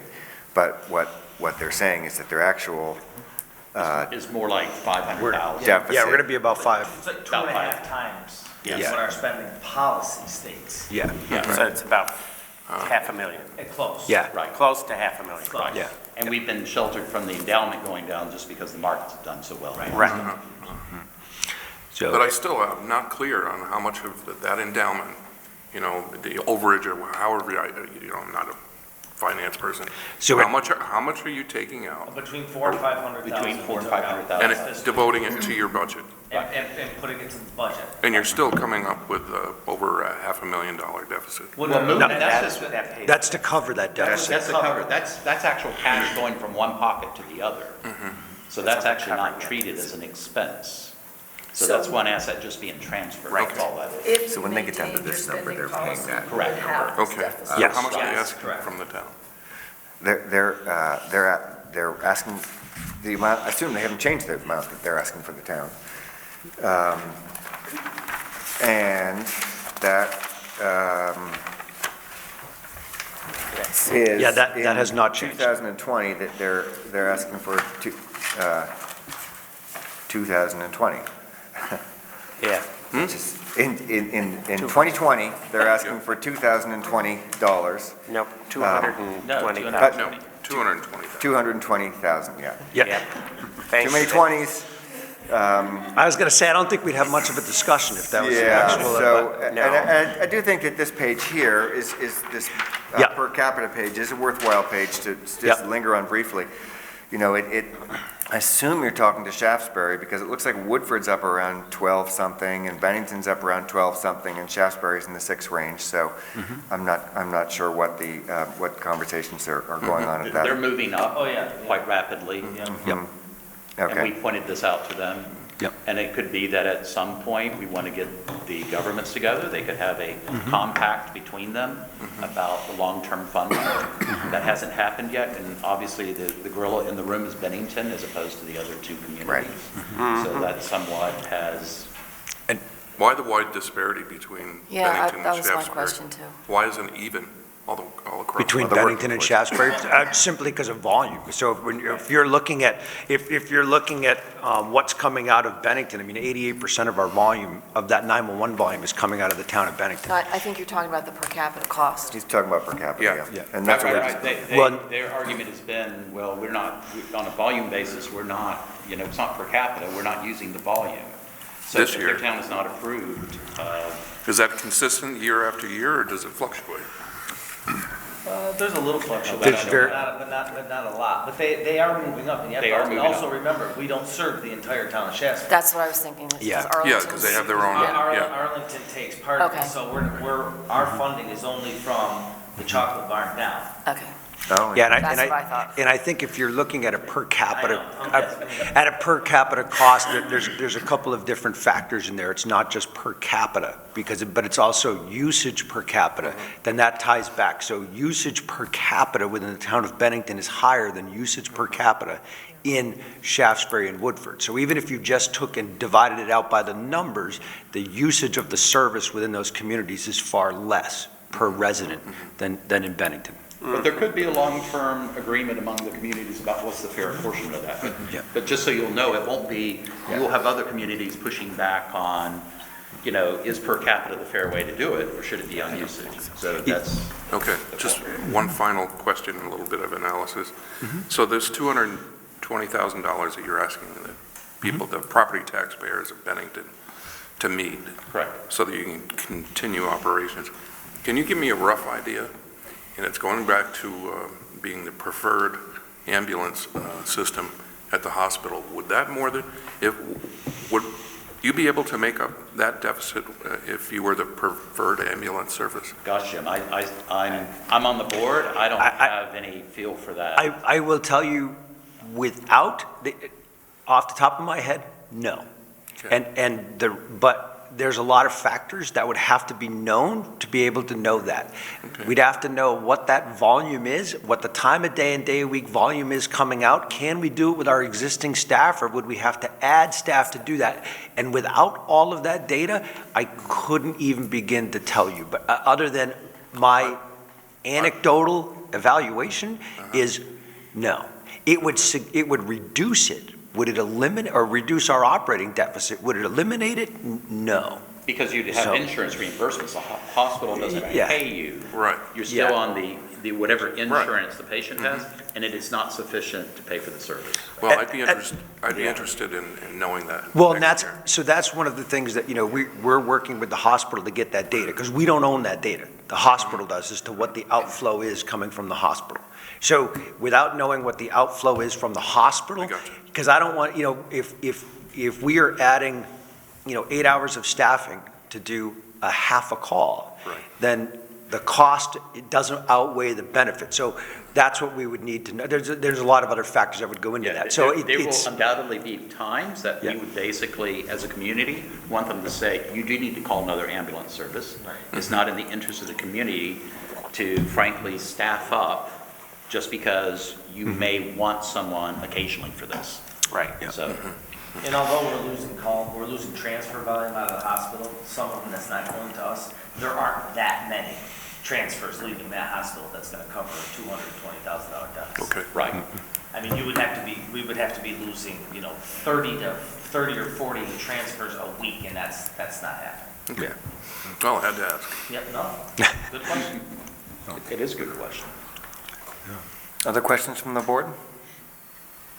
We've beaten them down? You poor guys. I'll tell you, We so, have thick skin. yeah, you guys have been great. It's not a, It's a work in You- progress. It's a work in progress, and you realize the setup is difficult, because you're not You're our never gonna people. fix the problem. Yeah. The So- problem doesn't lie at this board, it doesn't lie with the taxpayer of Bennington, even though they're getting stuck with it. It's a national problem. That was my point. Well, thankfully, Structural. there's somebody, I mean, there are spots in Vermont, in New York, when you dial 911 now, there's no Nothing one happens. else. If you go up north on the Canadian border, they're gone. They were down to one person. How does one person run an ambulance? You can't drive and take care of your patient. They had to close their doors, so when you dial 911, there is no one to come. Yep. And that's actually not a correct statement. Somebody's gonna come, but where they're gonna come from could be, An you know, hour an hour away. and a half away. Yeah. Well, that takes the golden hour right out of it, when your next ambulance service is an hour and a half south of where the 911 call is. Right, When okay. we get there, is anybody going to be alive? Well, that's it. And to top it off, that service that's coming, they're incurring a cost that's being pushed back on their community as a result of the neighboring community not being able to service their needs. So, you know, it creates a whole bunch, it's a chain reaction of events. That's why the regional, you know, keeping the regional EMS providers strong or regionalizing our services is important. Yep. If you can answer this succinctly, you can answer it. If you can't, I'll take it offline. Is this all tied up with our healthcare system? Like, how is EMS services done in Absolutely. Europe? So it absolutely is tied up in the And- healthcare system. Can you be brief, because I don't want to take up Yes. a lot of time? Okay. Yes, so. Brevity's good.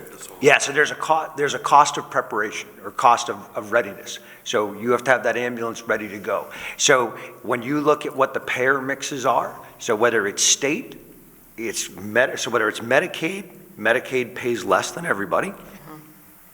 You know, and you eat the difference, right? So Medicare pays better, but still not what the total cost is. So who's left paying the cost? The private insurer, the private patient, and the taxpayer. So does that answer that question? So in Europe, it's all part of healthcare? It's a single payer system. That's yeah. what I thought. Okay, Yeah. I just wanted to clarify that. That was my, good. Thank you very much for coming.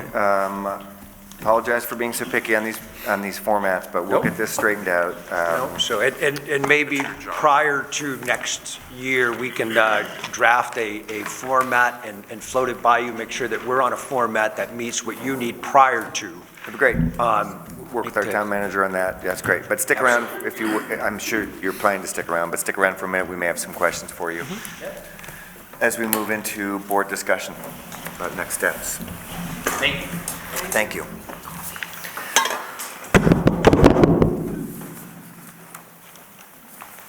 Stuart,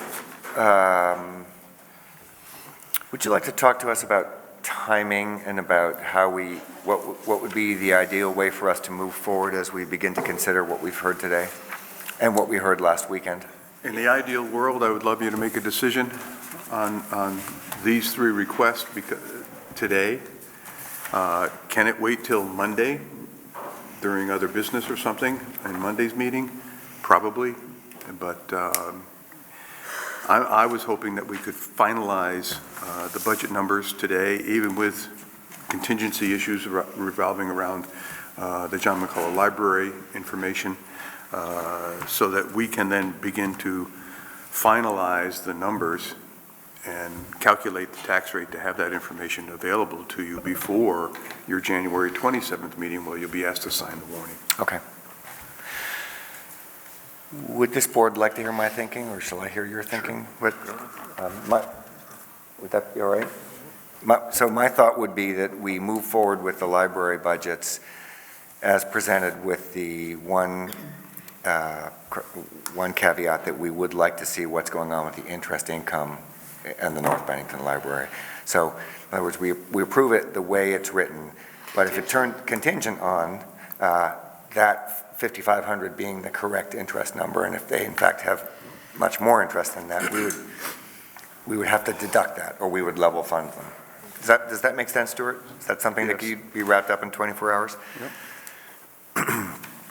You guys may not like this, but my proposal on the emergency rescue squad would be that they have about a $375,000 operating deficit, in this year.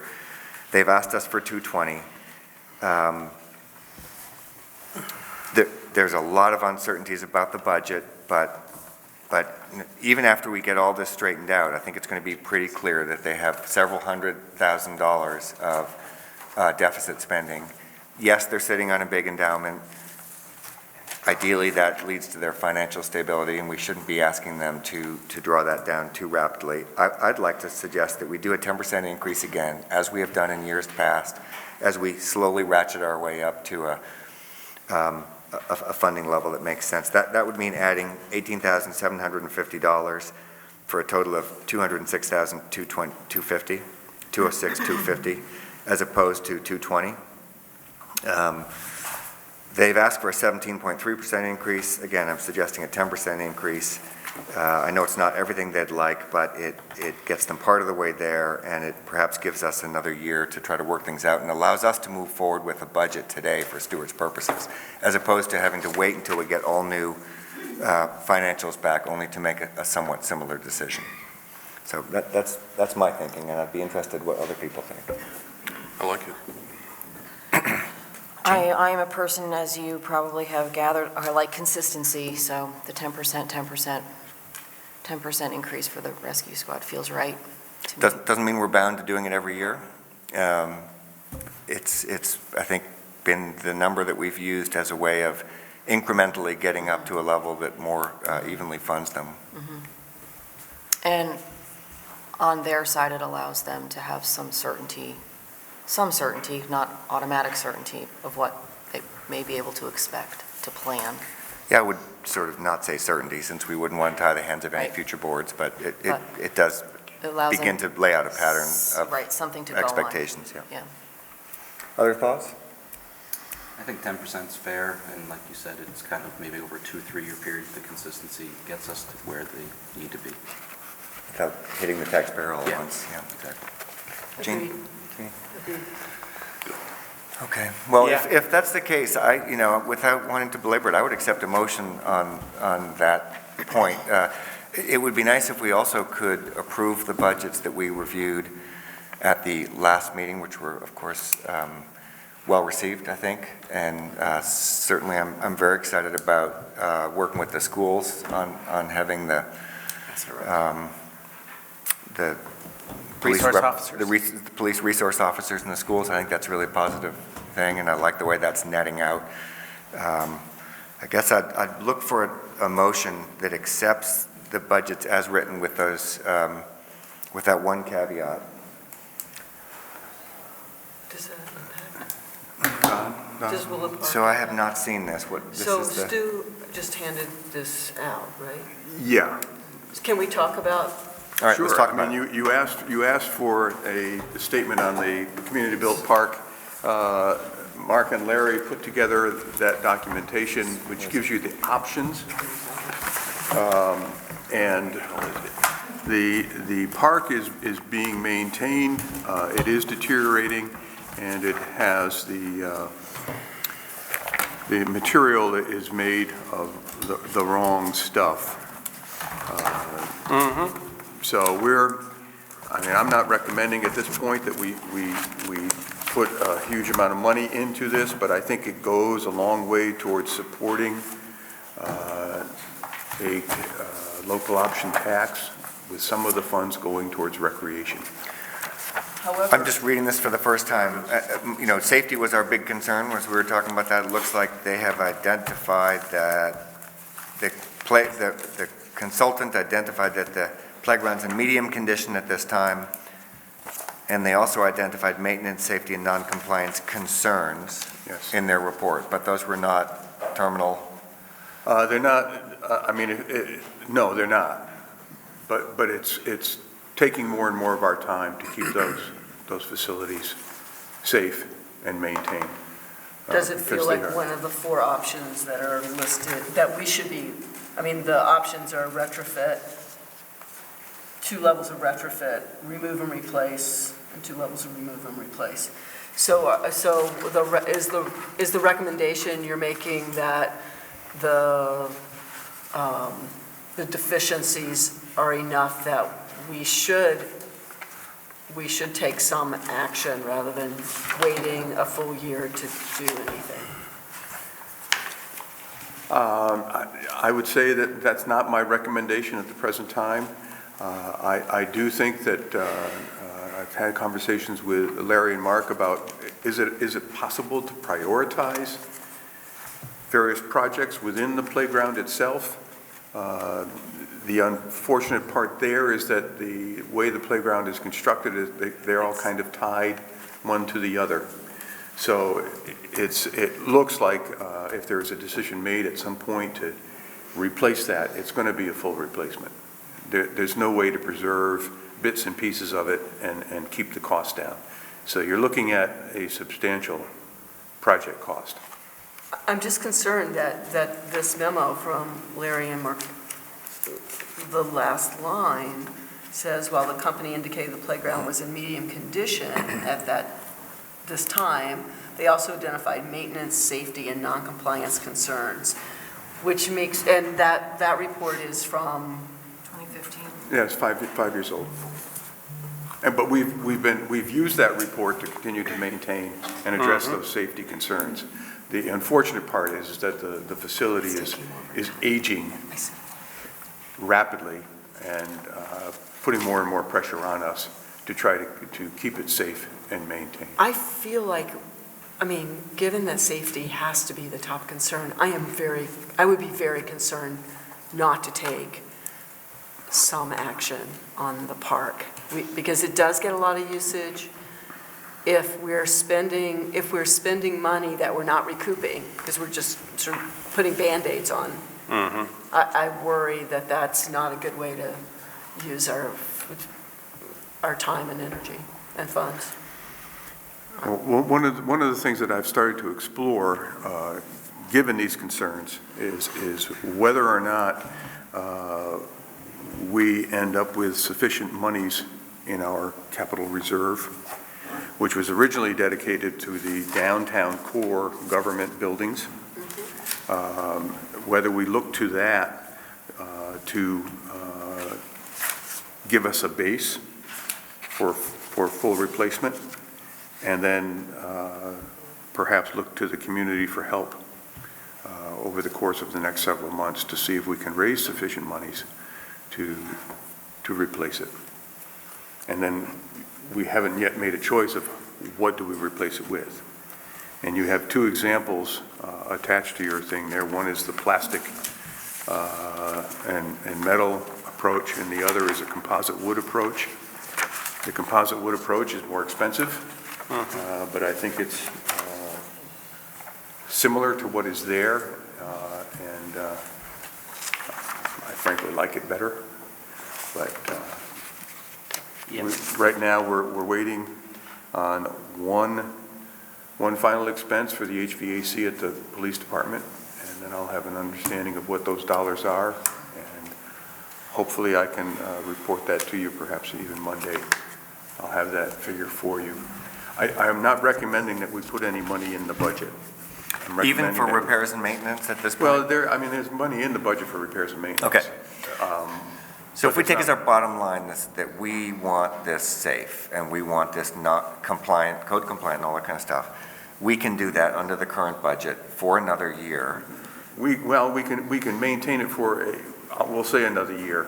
But I think that, given my conversations with Larry and Mark, is that we really ought to look to how we might move sooner than that. Okay. But not impact the taxpayer budget at this time. And well, if we, go ahead, Jean. all I was going to say was, the safety and non-compliance is alarming, but it could be something very minor that's not in compliance. Do you know what I mean? Well, yes, I mean, the report identified certain things that they had concerns about. We are addressing those concerns and have been addressing them over the last 5 years. But recognize that we're coming to the bitter end. We haven't decided about this, and we'll be discussing this Monday night and then again Tuesday night, but if we do look at an options tax, and we do look at designating some part of that for recreational infrastructure in the Bennington area, we will be in a very different situation next year to think about this than we are this year. If we were to put a $200,000 to $300,000 bill on the taxpayers this year, that would be a huge increase, a very noticeable increase in property taxes. So I think what I'm hearing from Stuart is that we are okay for another year, that we need to keep up with maintenance and whatnot, but that we could possibly, maybe not a whole year, but we could at least see what happens with the options tax at town meeting, see where the voters are on that, and if the voters decline to do that, then we will have to figure something else out next year. Sure. And it may be take it down. Jean. I'm assuming Shannon is researching grant opportunities as well. I have a hard time believing there isn't grant money out there for our play structure. There is grant money. these days, the sources and the amounts of money that are available are shrinking. And it's a ton of work to get those funds. But yes, she is looking into that. Stuart, is that a reasonable approach to It's the approach I would recommend. way of thinking? I just can't see, given the increases we're looking at with the three agencies we just discussed, I do have a couple of smaller additions that I'm going to recommend to you before you make the vote, and we have given you information that shows what the $50,000 in marketing impact is. It raises, as I would have expected, it raises the tax rate about 0.5%. So we're looking at a 3.6% increase in the tax rate as opposed to 3.1. So would the rest of the board concur that this is an expense that we should put off on a very temporary basis and see what happens with the options tax? Yeah, I would like to know what we're spending on, I mean, as you're saying that the cost is starting to outweigh the benefit of putting Band-Aids on Willow Park, it'd be nice to know what that is that we're kicking in, because I think that may also impact how long we can hold out before we have to do something. I can get that cost. And I think our bottom line is that if it's not safe and if it's not up to code, it should come down. Stuart. So I think we're putting your staff on notice that if truly that's the case, that's what the board expects at this point. Okay. And we'll just have to deal with next options if we get to that point. And we need to be aware there's a cost to taking it down. There Yes, is, there is. but not Do as it. great a cost as somebody breaking their neck. Absolutely, I'm just. So, Absolutely. okay. Thank you, Jeannie, for bringing that up. Thank you, Stuart, for doing that extra research. You have some extra information. Yes. I do not have a motion. Stuart, would you like to talk to us before we? If I could, please. Okay. One of the discussions at the last meeting had to do with the Community Development Department budget and having some additional discretionary funding. And so after talking with Shannon, she had reduced her budget in some line items because she wanted to throw those funds towards the marketing monies. That was her reasoning. After talking with her and looking at the fact that one of the partnership activities that we budgeted for this year is the Sophomore Summit, which is something we've been funding on an annual basis. I'm recommending at this point that we add an additional $1,500 to that $500, and we will develop a policy and application form for nonprofits who want to come and need a small amount of money, either as a sponsorship or as something else, come through the Community Development Department where they would make an application. And it would give some additional discretionary monies to that department to help people out. Well, that would be excellent, because then it would allow them the opportunity to feather different options and to make sure that we're selecting in a timely fashion the opportunities that we want to see happen for things like developing students into qualified workers and things like that. So that's good. The next two all relate to our good friends at CAT TV. Last year, as you recall, was the first year they had to look to us to reimburse them for their services. And the caveat on last year's contract was that the following year they would then look to bill us for all time involved in the programs, which includes setup and set breakdown.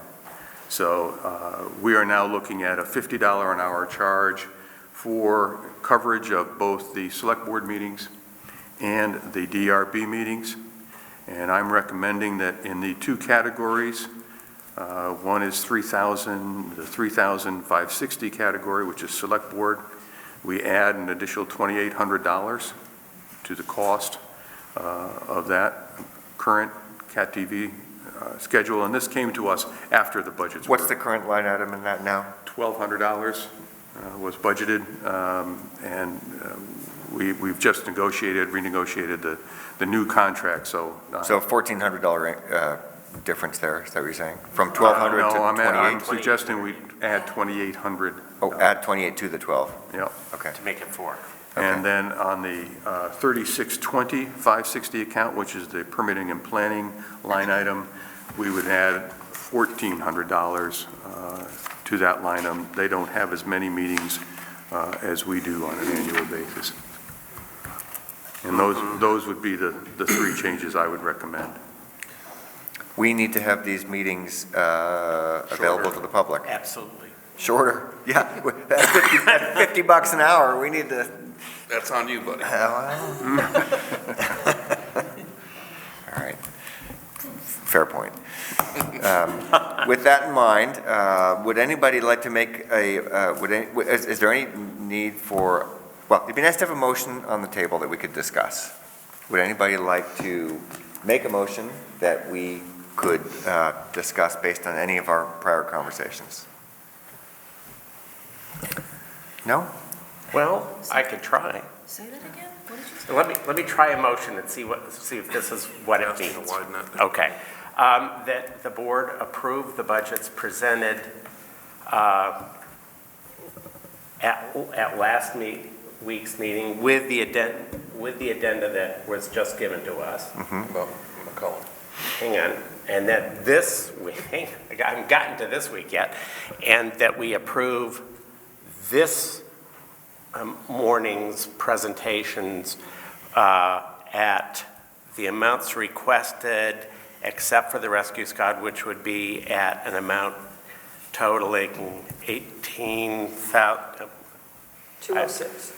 Yeah, it's an additional 18,750. So what is that? 20? No, 18,750. it's not an additional, it's just. So It's on top of what we did this a total year. of 206,250. Okay, that's what I wanted to get. I didn't do the math, sorry. And contingent upon receiving, this is a terrible motion, contingent upon receiving the documentation regarding interest income from the McCullough Library Endowment. What he said. I think that covers everything that we just I think did. you but did a splendid job. That was good, Bruce. That was good. So we're approving, just to summarize, we're approving the budgets we looked at last week with the changes that Stuart has recommended. Correct. And we're approving the two library budgets today with the contingency that we want to see that if the interest income comes in higher, we may reduce that amount. Correct. And that we are approving our EMS services at a reduced rate, but a 10% increase to 206,250 for the upcoming tax year. Correct. That's my motion. Okay. And I'll stick with it. Okay. I just want to clarify the $50,000 for marketing. Is that in there? But that's what's going to be my question after my motion, and I'm happy to do it at any time, but I wanted to get motion. That's now baked in. We've shown you what it would be like to add it, and I assumed that you had added it last meeting, so. We had not, but. Yeah. So I thought that was part Because of, it says approved budgets as presented. Okay. And that wasn't part of it. Fair And that point. wasn't part of the presentation, so. That's correct. So But let's, it was the additions that. can we get a second first, and then I'll. I'll second it. Thank you. okay, so we've got a second. So we've got a second, Stuart. Makes me feel With better. the suggestions that you've made, the community development and CAT TV, and we are going to say the suggestion that we've made for continuing to market our community. Is that the budget that you're imagining at this point? That's what I'm focusing So on. I'll include that in my Okay. motion.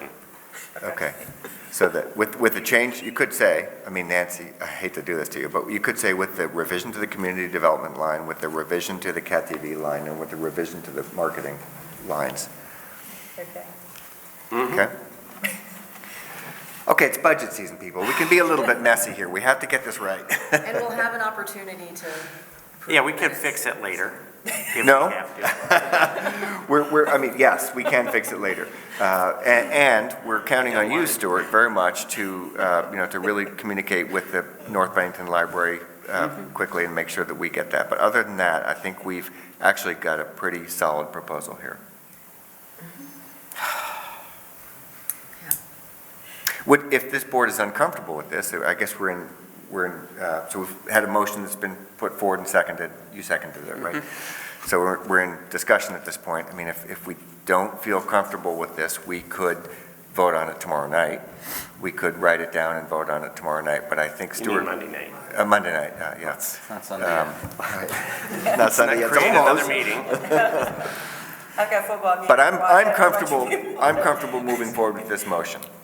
So I guess I'd be interested, Chad, Jeannie, Jean, what's your preference? I'm more than comfortable moving forward. Yep, me too. Okay, well then, in the absence of any further discussion, I guess I would say, all in favor of the motion as proposed, please say aye. Aye. Any opposed? No. Okay, so we're unanimous on this. Stuart, does that get you off and running? Yeah, it sure does. Okay. So I would say, is there anything else you'd like to say, Stuart, before we leave a brief moment for citizen comment? No, I think I'm fine. We have on the agenda for Monday night, discussion of the local option taxes. And I think for property owners in this community, local option taxes are going to be a big boon, allowing us to actually reduce the tax rate in years going forward. Okay, great, thank you. So very briefly, I'd like to say if there's any citizen comment that people would like to offer, this would be the time to do it. I'd be pleased to say move on to the next item. So I don't see anyone that wants to say anything. So we're going to move on to adjournment. May I have a motion to adjourn, please? So moved. Second? What's that? In years past, we've done salary. Do we need to- Oh, that's right. We haven't set salaries. Yes. Thank you, We did Chair. not plan for an executive session today. We did not plan for an executive session today. Do we? It's not. You can go into executive session, and it's part of finishing of the budget. I do apologize. I overlooked that. Yeah, okay. So we voted on the budget portions that we have Joni really doesn't need a considered. raise this year. She's- Yeah. What we have not voted on is the treasurer and Jeez. those three salaries. So, and you thought you were going to get to go home. Yeah, Jesus. At least we'll send Cat TV home. Okay, well, why don't we take let's adjourn, and then we'll take a 3-minute break and go into executive session and decide either if we want to decide that today or if we want to. And do we end up, just help me out with the process question again. We may well end up coming out with a decision.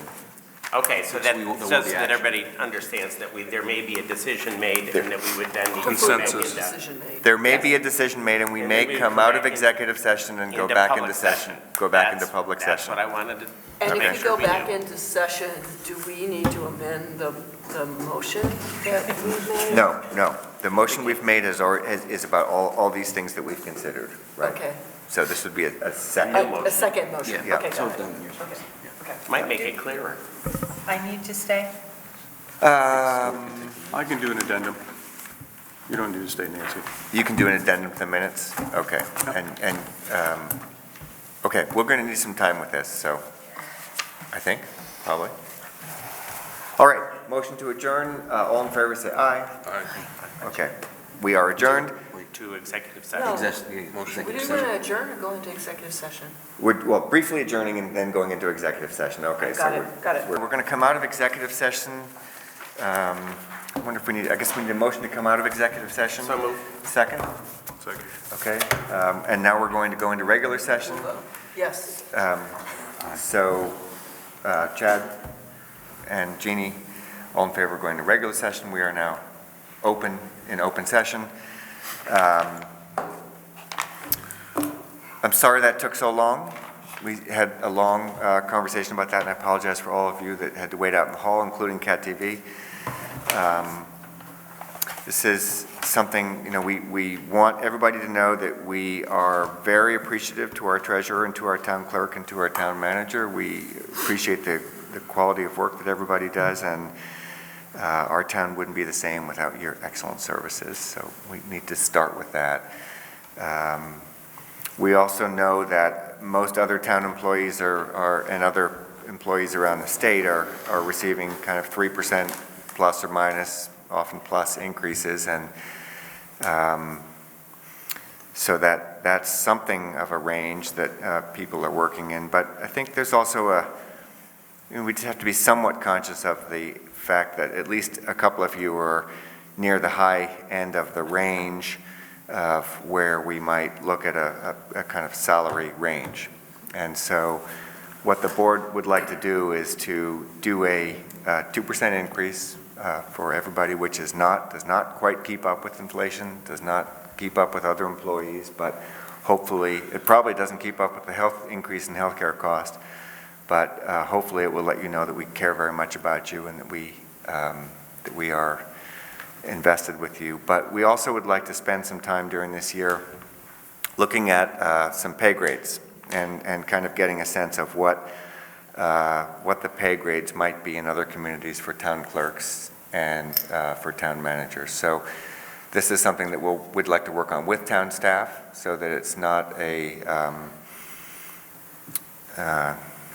doesn't feel like an adversarial process, but it's something that I think we'd like to get a handle on in terms of what's fair pay for good work in our community. So, unless I've missed anything from our conversation, any summary of our conversation, I guess I would ask Chad if he'd like to make a motion on this. Sure.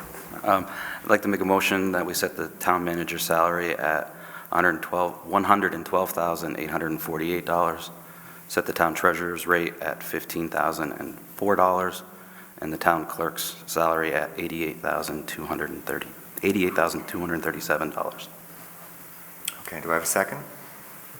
A second. Okay, any further discussion? Are we going to vote on all three separately? Why don't we vote on all three separately? That will give you a chance to recuse. Thank you. So we'll do that as three motions, Stuart. All right, so all in favor of the town manager's salary as listed, please say aye. Aye. All in favor of the town clerk's salary as listed, please say aye. Aye. And all in favor of the treasurer's salary as listed, please say aye. Aye. Recusals? One recusal. Okay? Great. Can I ask you three things for board? Yeah, please do. Yeah. Yeah. As always, thank you for your continued support and your generosity. When I started working at the town clerk's office, I was making $6.50 an hour, about 25 and a half years ago. My employer at the time, Tim Corcoran, he always stressed the value of education, and I was lucky enough that he gave me the flexibility in my time at work to be able to work towards and earn my degree in business management. Not always did my book studies translate to what would end up becoming my career, but through a lot of hard work, learning on the job, asking questions, and now as town clerk, knowing where to turn to get the answers to the questions if I don't have the answers. I have many functions as town clerk, but one that I'm most proud of is the knowledge I've gained about election law over the years. I can say with certainty that the elections I've run as town clerk for the last 5 years have been with the utmost professionalism and in complete compliance with the law. While some may not always agree with local, state, and country election laws, it's just my job to uphold those laws when I'm running our elections. My career is over half over. I'm not going to jeopardize that now, and I think it's important for everyone to know that. My office door is always open. If people ever want to call me, you'll actually get a person, and I'm pretty quick to answer emails as well.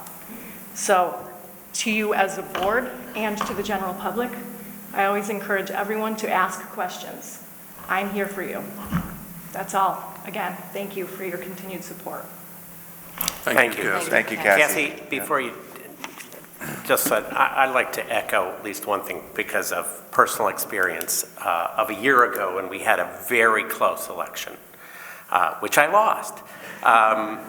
And lost by 3 votes initially, I think is the count. I'm now going from memory.